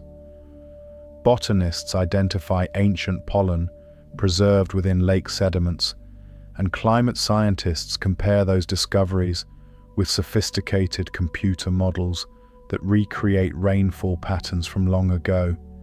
Each discipline contributes its own perspective, yet all are working toward the same goal of understanding how one of the largest deserts on Earth once became a thriving landscape filled with rivers, wildlife, and human communities. The scale of this scientific effort reflects the immense size of the Sahara itself.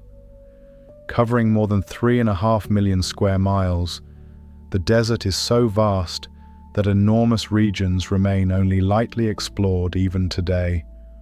Some mountain ranges are visited only occasionally because reaching them requires long journeys across remote terrain.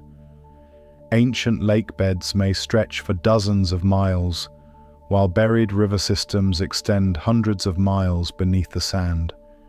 New satellite technology continues identifying locations worthy of investigation, allowing researchers to focus their fieldwork on areas most likely to reveal important discoveries. Every expedition has the potential to uncover something entirely unexpected, whether it is a forgotten campsite, another gallery of prehistoric artwork, or evidence of waterways no one realized had ever existed. Even the shifting sand itself plays an unusual role in these discoveries. The wind is constantly reshaping the surface of the desert. Some archaeological sites that were completely buried a decade ago may gradually become exposed as dunes migrate across the landscape.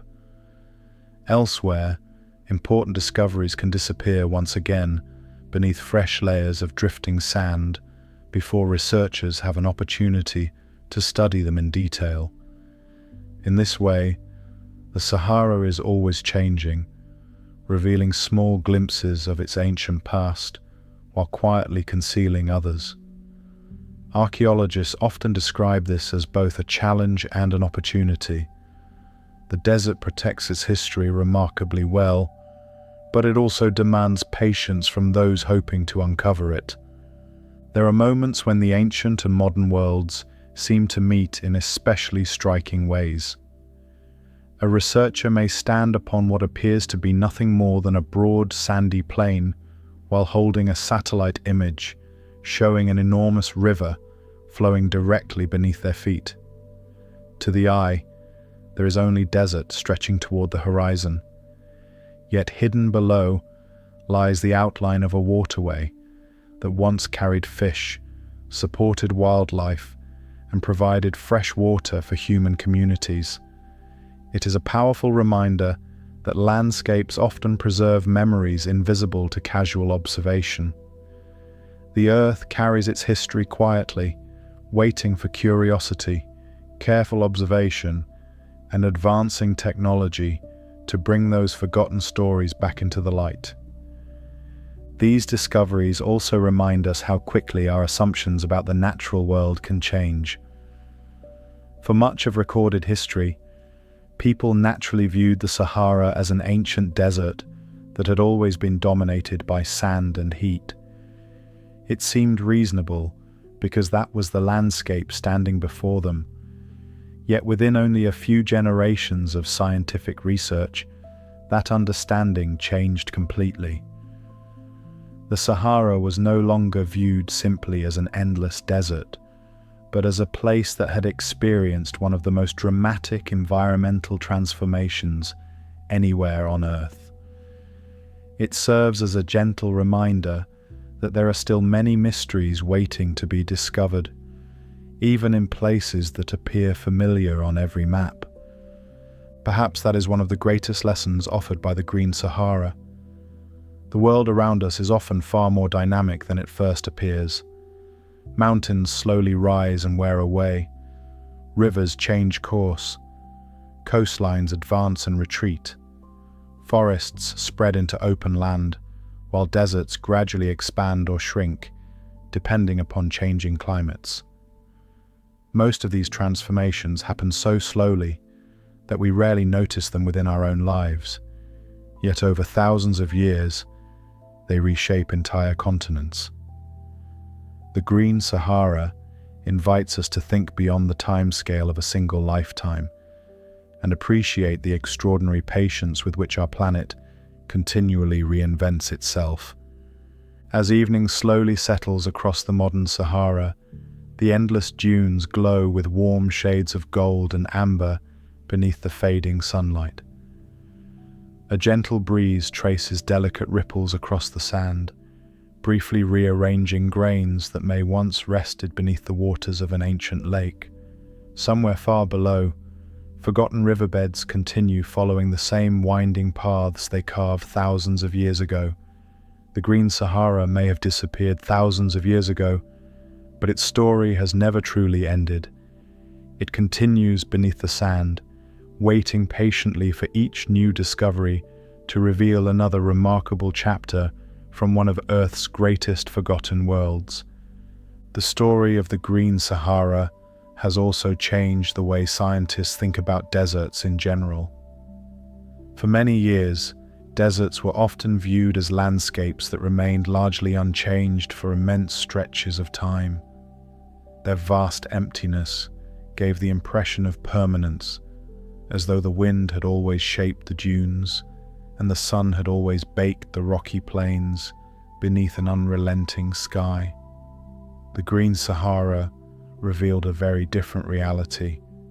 It demonstrated that even the largest deserts can experience extraordinary transformations when climate shifts over thousands of years.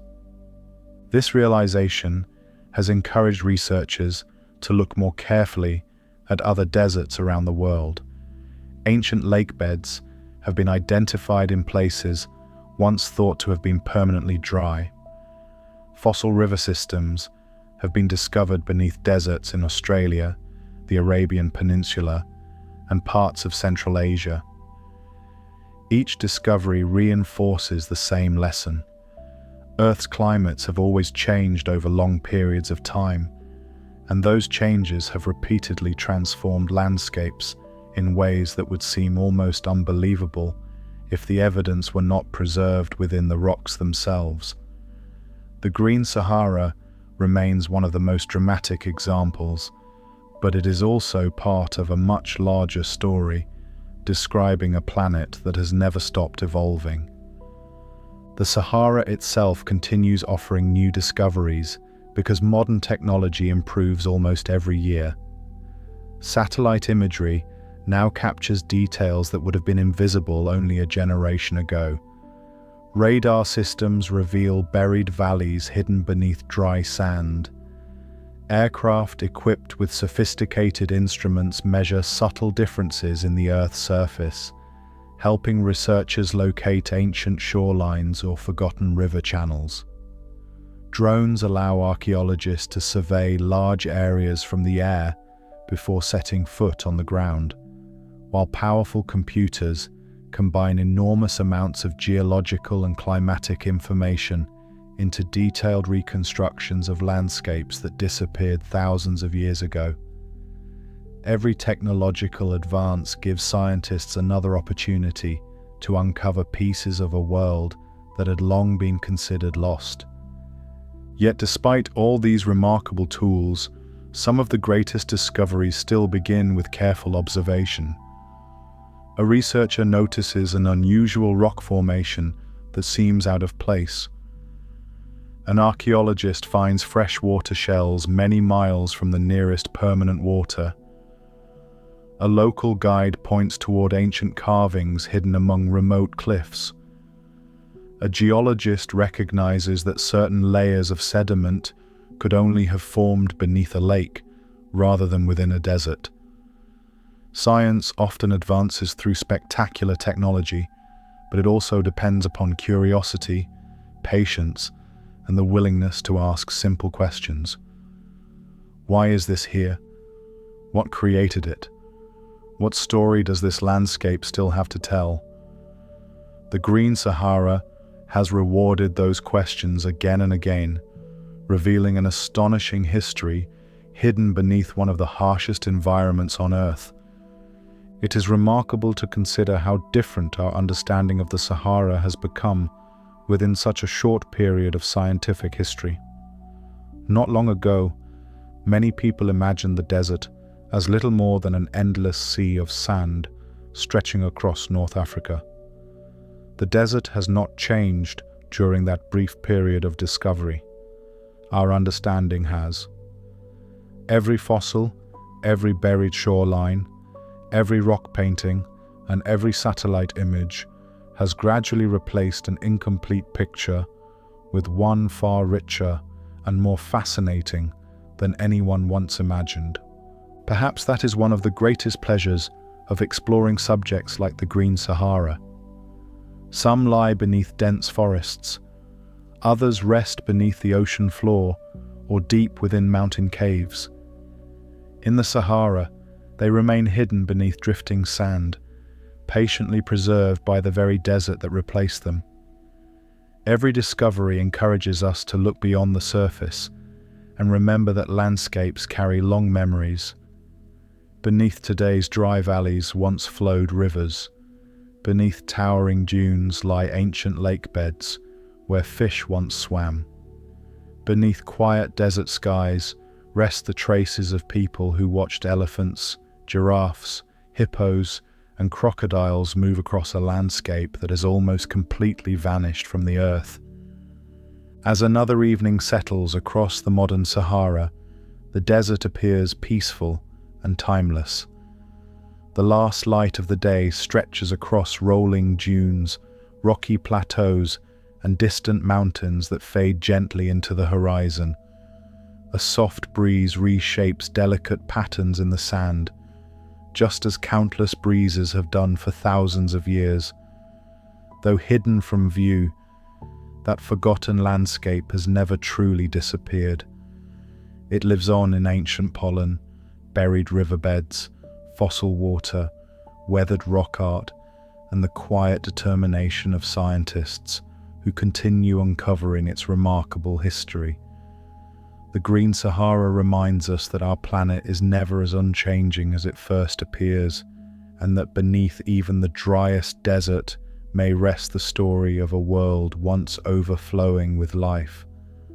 Although much of our journey has focused on the distant past, the Green Sahara also changes the way we see the present. It encourages us to look at familiar landscapes with a greater sense of curiosity.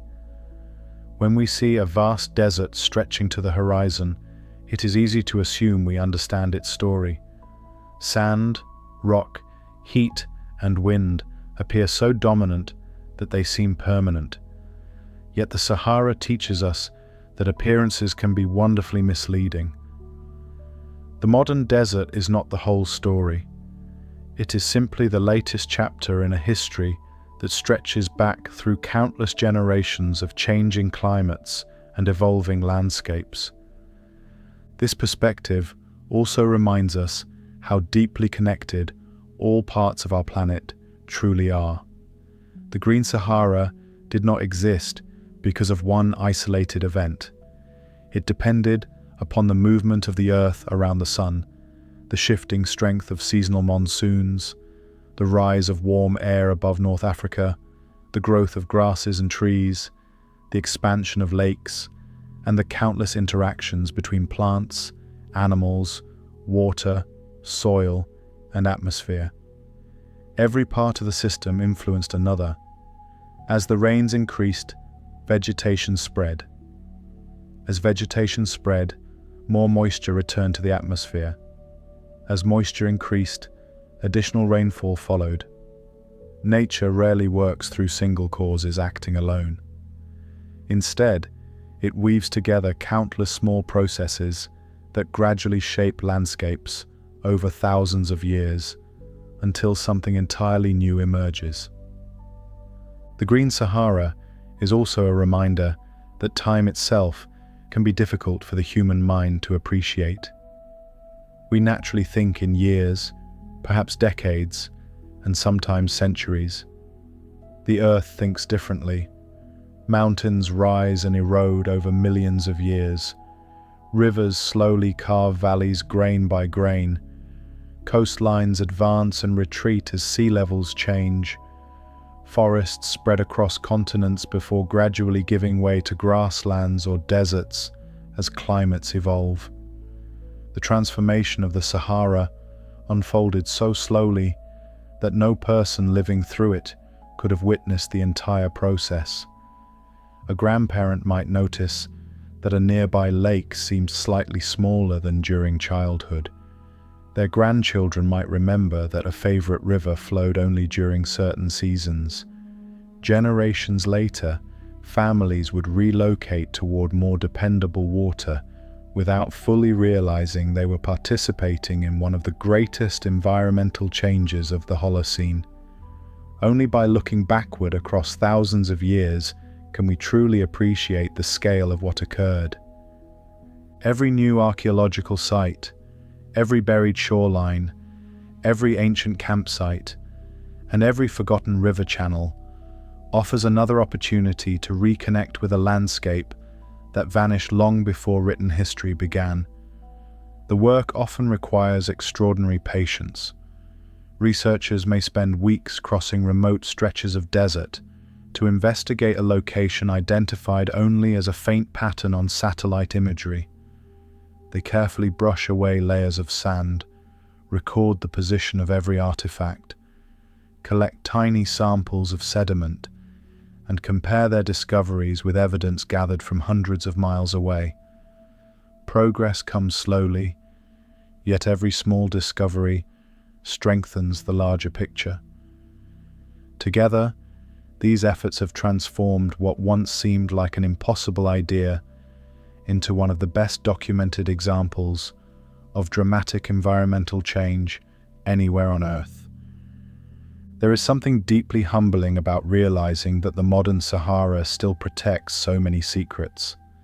Covering millions of square miles, it remains one of the least densely populated regions on the planet. Vast areas receive few visitors, and some landscapes have likely changed little since the last ancient herders crossed them thousands of years ago. Every year, the wind uncovers a little while burying something else. Every year, new satellite surveys reveal another faint river channel or lake basin waiting to be explored. The story of the Green Sahara is therefore not complete. It continues growing with every expedition, every scientific paper, and every remarkable discovery emerging from beneath the sands. As the warm evening sun sinks toward the western horizon, the modern Sahara settles into its familiar silence. Long shadows stretch across towering dunes, while distant rocky mountains glow softly beneath the fading light. A gentle breeze carries fine grains of sand across the desert floor, reshaping the surface just enough that tomorrow it will look slightly different from today. Hidden far below, ancient riverbeds continue following the same winding courses they carved thousands of years ago. Fossil groundwater rests quietly within deep underground aquifers. Layers of lake mud still preserve tiny grains of pollen from grasses and trees that vanished long ago.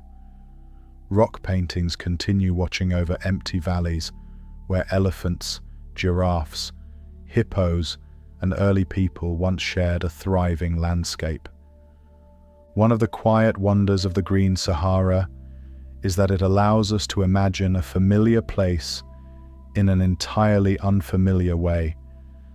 If someone could travel back 10,000 years and stand in the very center of what is now one of the world's greatest deserts, they might struggle to recognize it. Instead of endless dunes rising and falling beneath an intense blue sky, they would likely find themselves overlooking broad plains of waving grasses stretching toward distant lakes that reflected drifting clouds. Birds would fill the morning air with song, while insects hummed among reeds growing beside freshwater marshes. Herds of antelope would move gracefully across the open landscape, followed by giraffes browsing among scattered acacia trees. In the distance, elephants might slowly approach a riverbank, while hippos rested in deep pools, waiting for the heat of the afternoon to pass. Nothing about the scene would suggest that one day it would become the largest hot desert on Earth. The seasons themselves would have shaped daily life in fascinating ways. During the rainy months, dark clouds gathered across the horizon as moist air flowed inland from the Atlantic Ocean. Thunder echoed across the grasslands, while welcome rains nourished rivers already swollen from earlier storms. Fresh vegetation appeared almost everywhere, and lakes expanded beyond their usual shorelines. Fish found new breeding grounds in flooded wetlands, while birds took advantage of the abundance of insects and aquatic life. As the dry season gradually returned, water levels slowly fell, concentrating wildlife around the larger lakes and rivers where dependable supplies remained available. Yet even during these drier months, the landscape retained far more life than anything we associate with the modern Sahara. It was a world defined not by scarcity, but by the steady rhythm of changing seasons. For the people living there, these seasonal cycles were central to everyday existence. They learned when the rains normally arrived and which rivers remained reliable throughout the year. Fishing communities understood where certain species gathered during different seasons, while herders guided their cattle toward fresh grazing lands as grasses responded to recent rainfall. Hunters carefully observed the movements of wild animals, knowing that migration routes shifted with the availability of water and vegetation. Children would have grown up watching these annual patterns unfold, learning from parents and grandparents whose knowledge had accumulated over countless generations. The Green Sahara was not simply a beautiful landscape. It was a home whose rhythms shaped every aspect of daily life. One remarkable feature of these ancient communities was their ability to adapt without leaving behind large cities or monumental architecture. Unlike later civilizations that built great temples or stone palaces, many people living in the Green Sahara followed lifestyles closely connected to the natural world around them. Their settlements often reflected the changing seasons rather than permanent urban centers. Homes were built where water, grazing lands, and food were most dependable. As conditions gradually shifted over generations, communities adjusted with them, moving carefully across the landscape rather than attempting to reshape it. This flexibility became one of their greatest strengths, allowing them to thrive in an environment that slowly evolved over thousands of years. The archaeological record beautifully reflects this close relationship with nature. Stone tools are often found beside the remains of ancient shorelines, exactly where people would have prepared fish or processed plants gathered from nearby wetlands. Pottery fragments appear in locations that once overlooked lakes, rich with wildlife. Grinding stones suggest the preparation of seeds and wild grains collected from surrounding grasslands. Harpoons reveal how important fishing became in many communities, while carefully crafted arrowheads remind us that hunting remained an essential part of daily life. Each discovery offers a small glimpse into ordinary moments that unfolded thousands of years ago. Preparing meals beside a quiet lake, repairing fishing nets before sunrise, guiding cattle toward fresh grazing after seasonal rains, watching children play along riverbanks that no longer exist. These simple moments connect us far more closely with the people of the Green Sahara than any grand monument ever could. Perhaps that is why the story of the Green Sahara feels so personal, despite the immense span of time separating us from it. The people who lived there were responding to the same natural rhythms that humans have always depended upon. They watched changing weather, searched for reliable water, cared for their families, observed the movement of animals, and adapted patiently as the landscape around them slowly evolved. Although the world they knew has almost completely vanished beneath the sands of the modern Sahara, their experiences remain surprisingly familiar.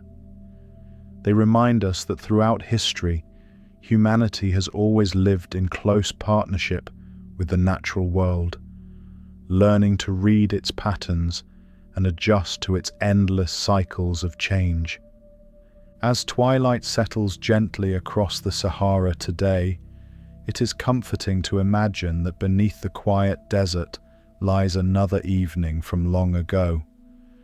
Somewhere beneath the dunes, an ancient shoreline once reflected the colors of a setting sun. Nearby, reeds swayed softly in a warm breeze, while birds settled among the wetlands for the night. Families gathered beside freshwater lakes after another successful day of fishing, their voices mingling with the distant calls of wildlife moving across the grasslands. Above them stretched the very same stars that shine over the Sahara tonight. Though thousands of years now separate those evenings, they remain connected through the enduring landscape beneath our feet, reminding us that every desert, every forest, every mountain, and every river carries memories of worlds that came before, patiently waiting for those willing to listen to the stories written quietly within the earth itself. One final mystery surrounding the Green Sahara is not whether it existed, because the evidence has answered that question beyond any reasonable doubt. Every archaeological expedition uncovers another small piece of the story, yet the Sahara is so vast that scientists believe only a tiny fraction of its ancient landscapes has been carefully explored. Somewhere beyond the next line of dunes may rest another prehistoric village. Another dried lake bed may still preserve footprints pressed into soft mud thousands of years ago. Entire galleries of rock art may remain hidden within isolated mountain valleys, waiting for the day when someone happens to pass close enough to notice them. The Green Sahara has already transformed our understanding of Earth's history, yet it almost certainly has many more stories left to tell. This is one of the reasons researchers continue returning to the desert, despite the challenges of working in such an unforgiving environment. Temperatures can become extreme, distances between locations are enormous, and simply reaching many sites requires days of careful travel across remote terrain. Every piece of equipment, every drop of drinking water, and every scientific sample must be carefully planned before an expedition even begins. Once researchers arrive, progress is often slow and deliberate. A single archaeological site may require weeks of careful excavation, with every stone tool, pottery fragment, animal bone, or layer of sediment recorded in meticulous detail. To an outside observer, the work might appear almost painfully slow. Yet that patience is essential because every discovery contributes another piece to a story spanning thousands of years. There is also something wonderfully humbling about the way the Sahara reveals its secrets. Nature rarely gives up its history all at once. Instead, it offers small clues that gradually accumulate into a larger understanding. A single freshwater shell found hundreds of miles from any modern lake may seem insignificant by itself. A carved image of a hippopotamus on a cliff face raises interesting questions, but provides only part of the answer. A buried river channel visible from satellite imagery hints at a forgotten landscape, yet cannot tell the entire story alone. It is only when all of these discoveries are brought together that the remarkable picture begins to emerge. Like assembling a mosaic from thousands of tiny pieces, the Green Sahara has revealed itself slowly through the combined efforts of countless scientists working across many different disciplines. Perhaps that slow unfolding makes the story even more beautiful. If the entire history had been obvious from the beginning, much of the excitement of discovery would have been lost. Instead, each generation has added something new. Early explorers documented mysterious rock paintings that seemed impossible to explain. Geologists identified ancient lake beds. Archaeologists uncovered villages beside vanished rivers. Satellites revealed hidden drainage systems stretching beneath the desert. Climate scientists explained how changes in Earth's orbit altered the path of seasonal rains. Piece by piece, century by century, humanity gradually rediscovered a forgotten world that had patiently waited beneath the sands all along. The Green Sahara also offers a gentle reminder that nature often operates on timescales very different from our own. We measure our lives in birthdays, decades, and generations. Civilizations think in centuries. The Earth thinks in thousands and millions of years. To our planet, the transformation of the Sahara from fertile grassland to vast desert was not sudden at all. It unfolded with extraordinary patience, allowing plants, animals, and people to adapt step by step as the climate slowly evolved. Looking at the landscape today, we see only the present moment, yet beneath every dune lies evidence that the Earth has been quietly changing long before our own history began, and will continue changing long after we are gone. Perhaps that is why the Green Sahara remains such a comforting story to reflect upon. It reminds us that the world is far more dynamic, resilient, and surprising than it often appears. Places that seem permanent have histories stretching far beyond what our eyes can see. Beneath today's desert lies the memory of flowing rivers, quiet lakes, grazing elephants, swimming hippos, towering giraffes, singing birds, and early families who built their lives beside fresh water under the same stars that shine above the Sahara tonight. Although that remarkable landscape disappeared thousands of years ago, it has never truly been lost. It survives within the rocks, beneath the sand, inside ancient pollen, deep within fossil aquifers, and in the quiet determination of every scientist who continues searching for another forgotten chapter of its story. So as the evening settles gently over the modern Sahara, imagine the desert not as an empty wilderness, but as a vast library whose pages are written in sand, stone, and time. The wind softly reshapes the dunes, hiding one clue while uncovering another. Far below the surface, ancient rivers continue tracing paths they carved when the land was green and alive. Forgotten lake shores still curve beneath the desert floor, and rock paintings quietly preserve moments from a world that seemed impossible until science revealed it once more. The Sahara teaches us that landscapes remember, even when people forget. One of the reasons the Green Sahara continues capturing the imagination is because it encourages us to think about time in a completely different way. Most landscapes appear permanent during a human lifetime. A mountain stands where it always has. A river follows the same valley year after year. A desert seems destined to remain dry forever. Yet when we extend our view beyond a few generations, the Earth begins revealing a far more dynamic character. Continents slowly drift across the globe. Mountain ranges gradually rise and erode. Coastlines advance and retreat with changing sea levels. Forests spread into open land before eventually giving way to grasslands or deserts as climates evolve. Imagine standing upon one of the highest dunes in the modern Sahara just before sunrise.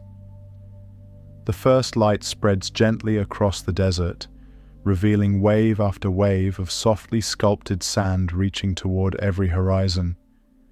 The air is cool for a brief moment before the coming heat of the day begins to build. Looking across that immense landscape, it feels almost impossible to believe that water once shaped much of what lies before you.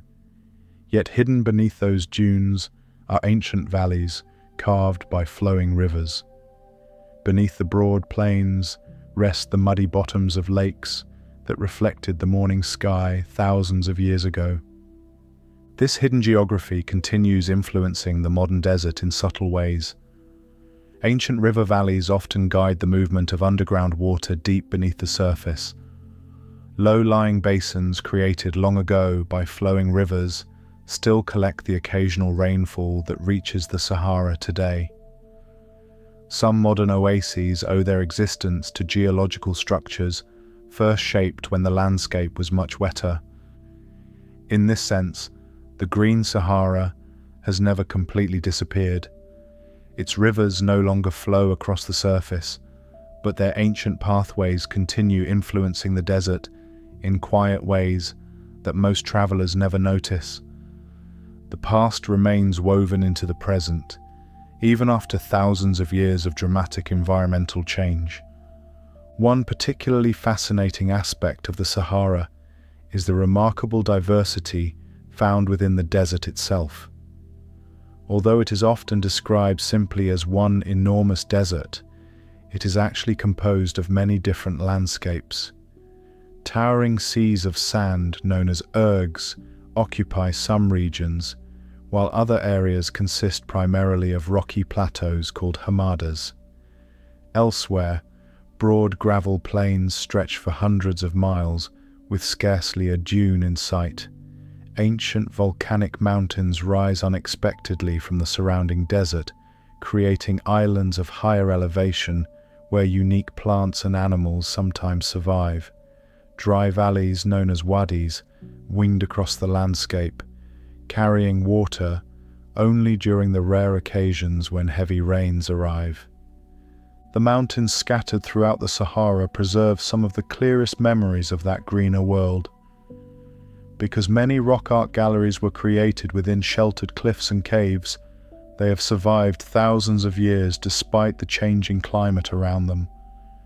Visitors standing before these ancient paintings often experience a curious sense of contrast. Outside the shelter stretches one of the driest landscapes on Earth.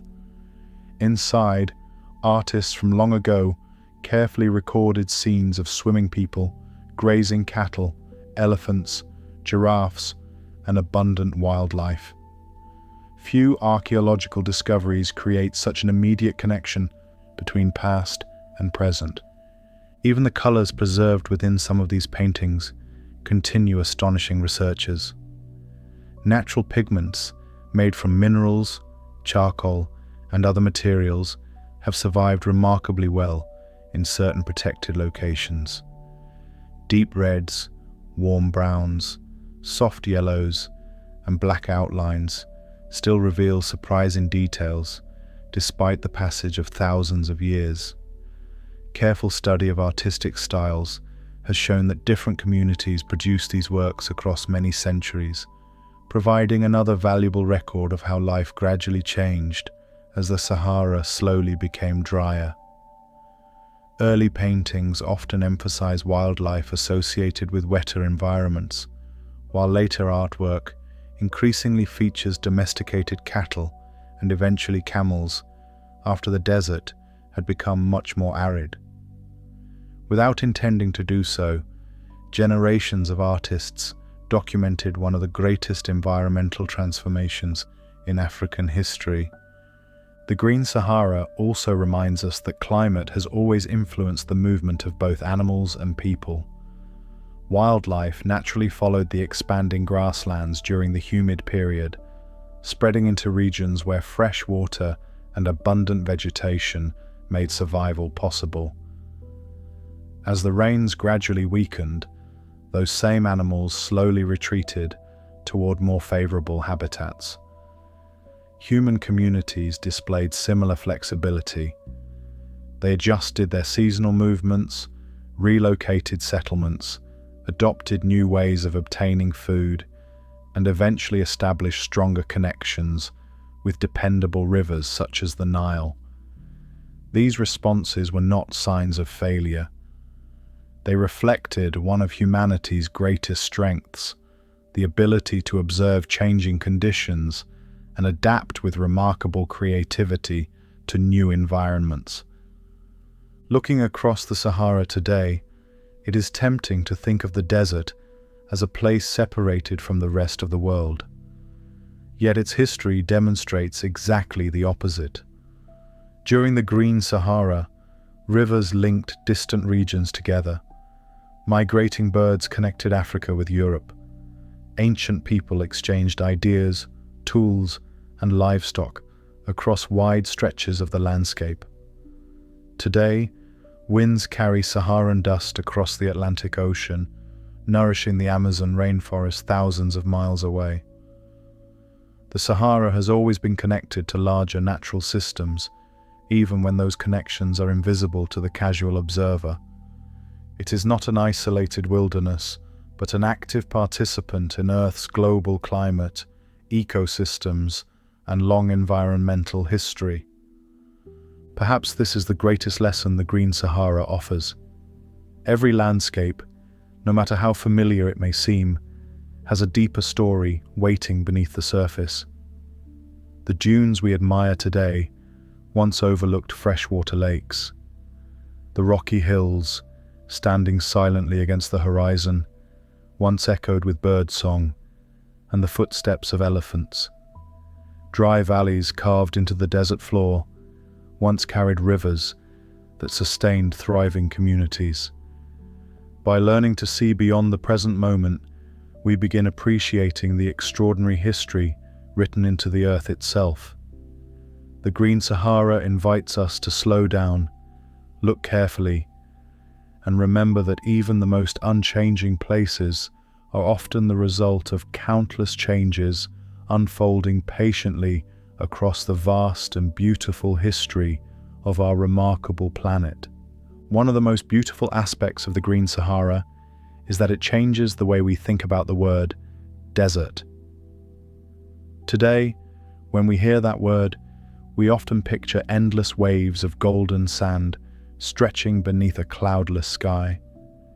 We imagine scorching afternoons, dry winds carrying fine dust across the landscape, and an environment where every living thing must struggle simply to survive. Yet the Sahara reminds us that deserts are not defined forever. They are landscapes responding to the climate around them, changing over immense spans of time as rainfall increases or fades. Even now, after thousands of years of drying, there are moments when the ancient Green Sahara seems to briefly reappear. During rare years of heavier rainfall, shallow depressions scattered across parts of the desert fill with fresh water once again. Dry stream beds carry flowing water for a short time before gradually disappearing beneath the hot sun. Dormant seeds, some resting quietly beneath the sand for years, suddenly awaken almost overnight.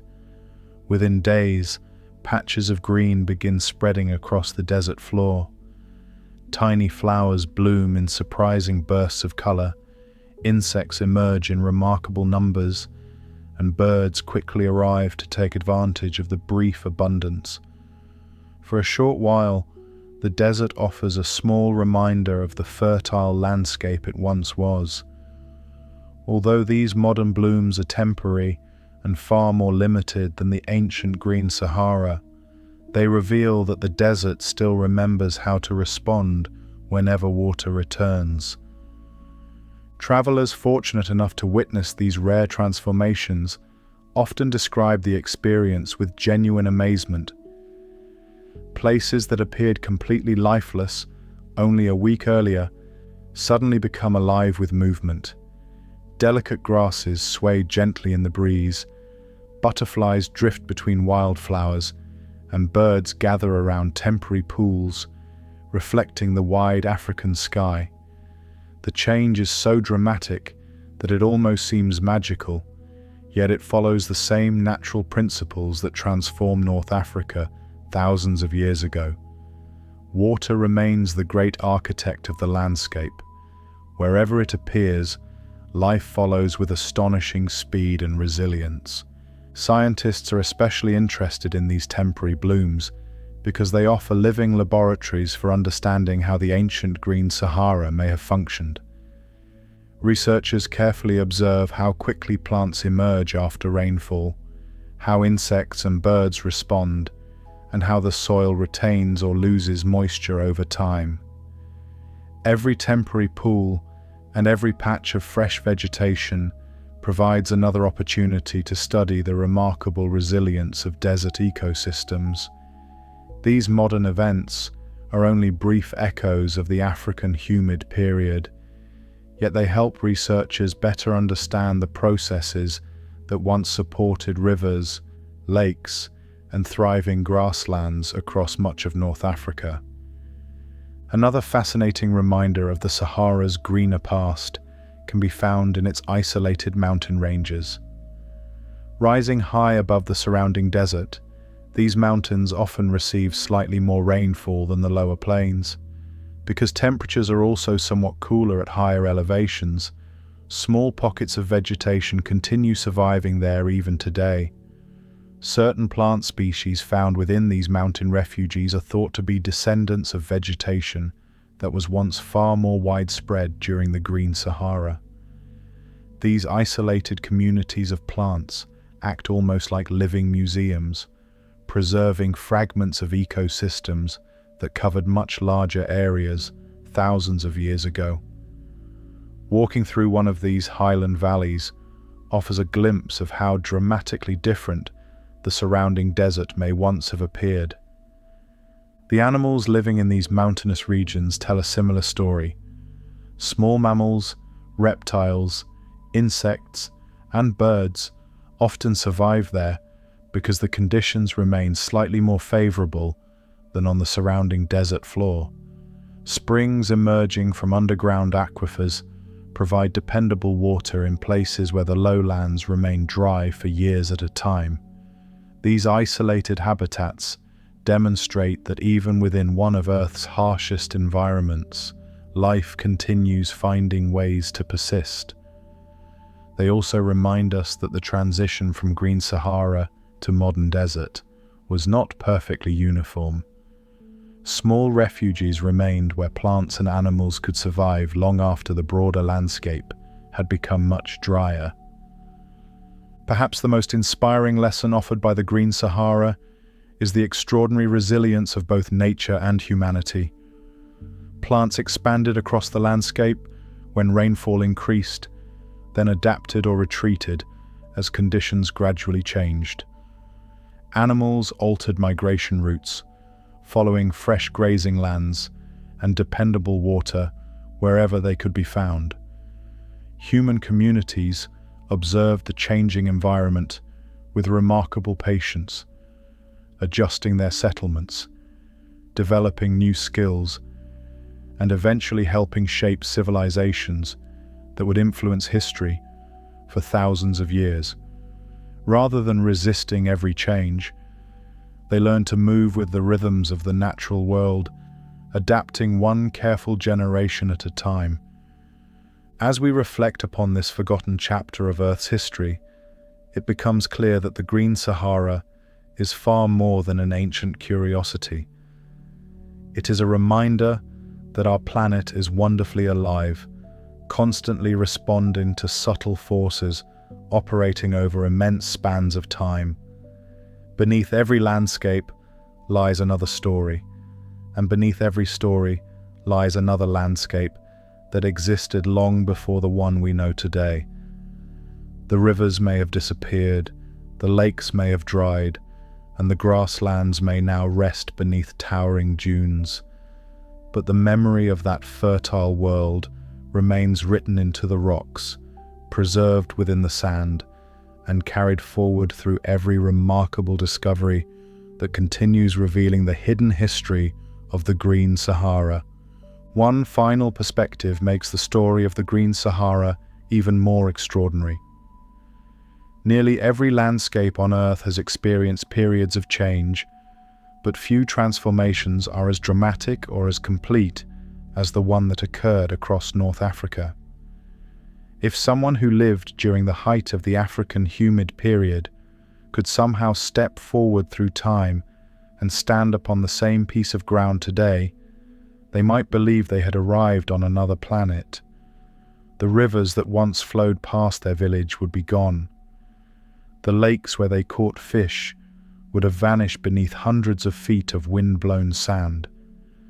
The grasslands where cattle grazed and elephants wandered would have disappeared beyond recognition. Even the sounds would be unfamiliar. Instead of birds calling from wetlands and frogs singing after seasonal rains, they would hear little more than the whisper of wind moving across the dunes. Few places on Earth demonstrate the power of long-term climate change as clearly as the Sahara does. And yet, despite this astonishing transformation, the ancient landscape has never been completely erased. Every year, the wind uncovers another small reminder of what once existed here. A fragment of pottery appears, where shifting sand has exposed an ancient campsite. The bones of freshwater fish emerge from sediments hundreds of miles from the nearest permanent lake. A weathered stone tool rests upon the surface after thousands of years, hidden beneath drifting dunes. Explorers, hiking through isolated mountain valleys, occasionally discover rock shelters whose walls remain covered with paintings created by artists who lived in a world overflowing with life. Each discovery feels almost like a quiet conversation with the distant past, reminding us that history often survives in places where we least expect to find it. Water created the Green Sahara, yet it was dryness that protected much of its history. Once the climate became arid, many archaeological sites remained largely undisturbed beneath layers of sand. Organic materials gradually disappeared, but stone tools, pottery, rock carvings, lake sediments, and fossil remains endured. The same harsh environment that now seems so empty became one of the greatest natural archives on Earth, patiently guarding evidence of rivers, wildlife, and human communities for thousands of years, until science finally learned how to read the story hidden beneath the surface. This remarkable preservation allows us to appreciate not only the landscape itself, but also the people who once called it home. They were skilled observers of nature, adapting their lives to changing seasons, moving with the rhythms of rainfall, and building communities around dependable sources of fresh water. They created beautiful artwork, cared for livestock, fished in lakes now long vanished, and passed knowledge from one generation to the next, without ever imagining that their world would someday become one of the driest places on the planet. Their lives remind us that history is not made only by kings, monuments, or great cities. It is also shaped by ordinary people living close to the land, responding thoughtfully to the changing world around them. The Green Sahara also invites us to appreciate the remarkable patience of science itself. No single discovery revealed the whole story. Instead, understanding grew gradually over many decades. An explorer documented unusual rock paintings. A geologist recognized an ancient shoreline. An archaeologist uncovered fishing tools beneath the sand. A climatologist explained changing monsoon patterns. Satellite images revealed forgotten rivers stretching across the desert floor. Piece by piece, researchers working across many different fields assembled one of the most extraordinary scientific stories of the modern age. Imagine standing upon a grassy shoreline thousands of years ago, as the first light of morning spreads across a vast freshwater lake. Mist rises gently from the water, while birds begin greeting the new day from nearby reeds. Fish disturb the calm surface with quiet ripples, and somewhere in the distance, a herd of elephants slowly makes its way toward the water's edge. Giraffes browse peacefully among scattered trees. Hippos rest beneath the still water, and crocodiles wait patiently along muddy riverbanks warmed by the rising African sun. Families prepare for another ordinary day beside rivers that have flowed for generations, never imagining that the world around them will one day disappear beneath one of the greatest deserts on earth. To them, this green and thriving landscape is simply home. Thank you for joining me on tonight's journey into one of the greatest hidden chapters of Earth's history. As the stars continue shining above the endless desert and the ancient rivers sleep peacefully beneath the sand below, may your own evening become just as calm. Sleep well, dream deeply, and I'll see you next time here on the Sleepy Mind channel.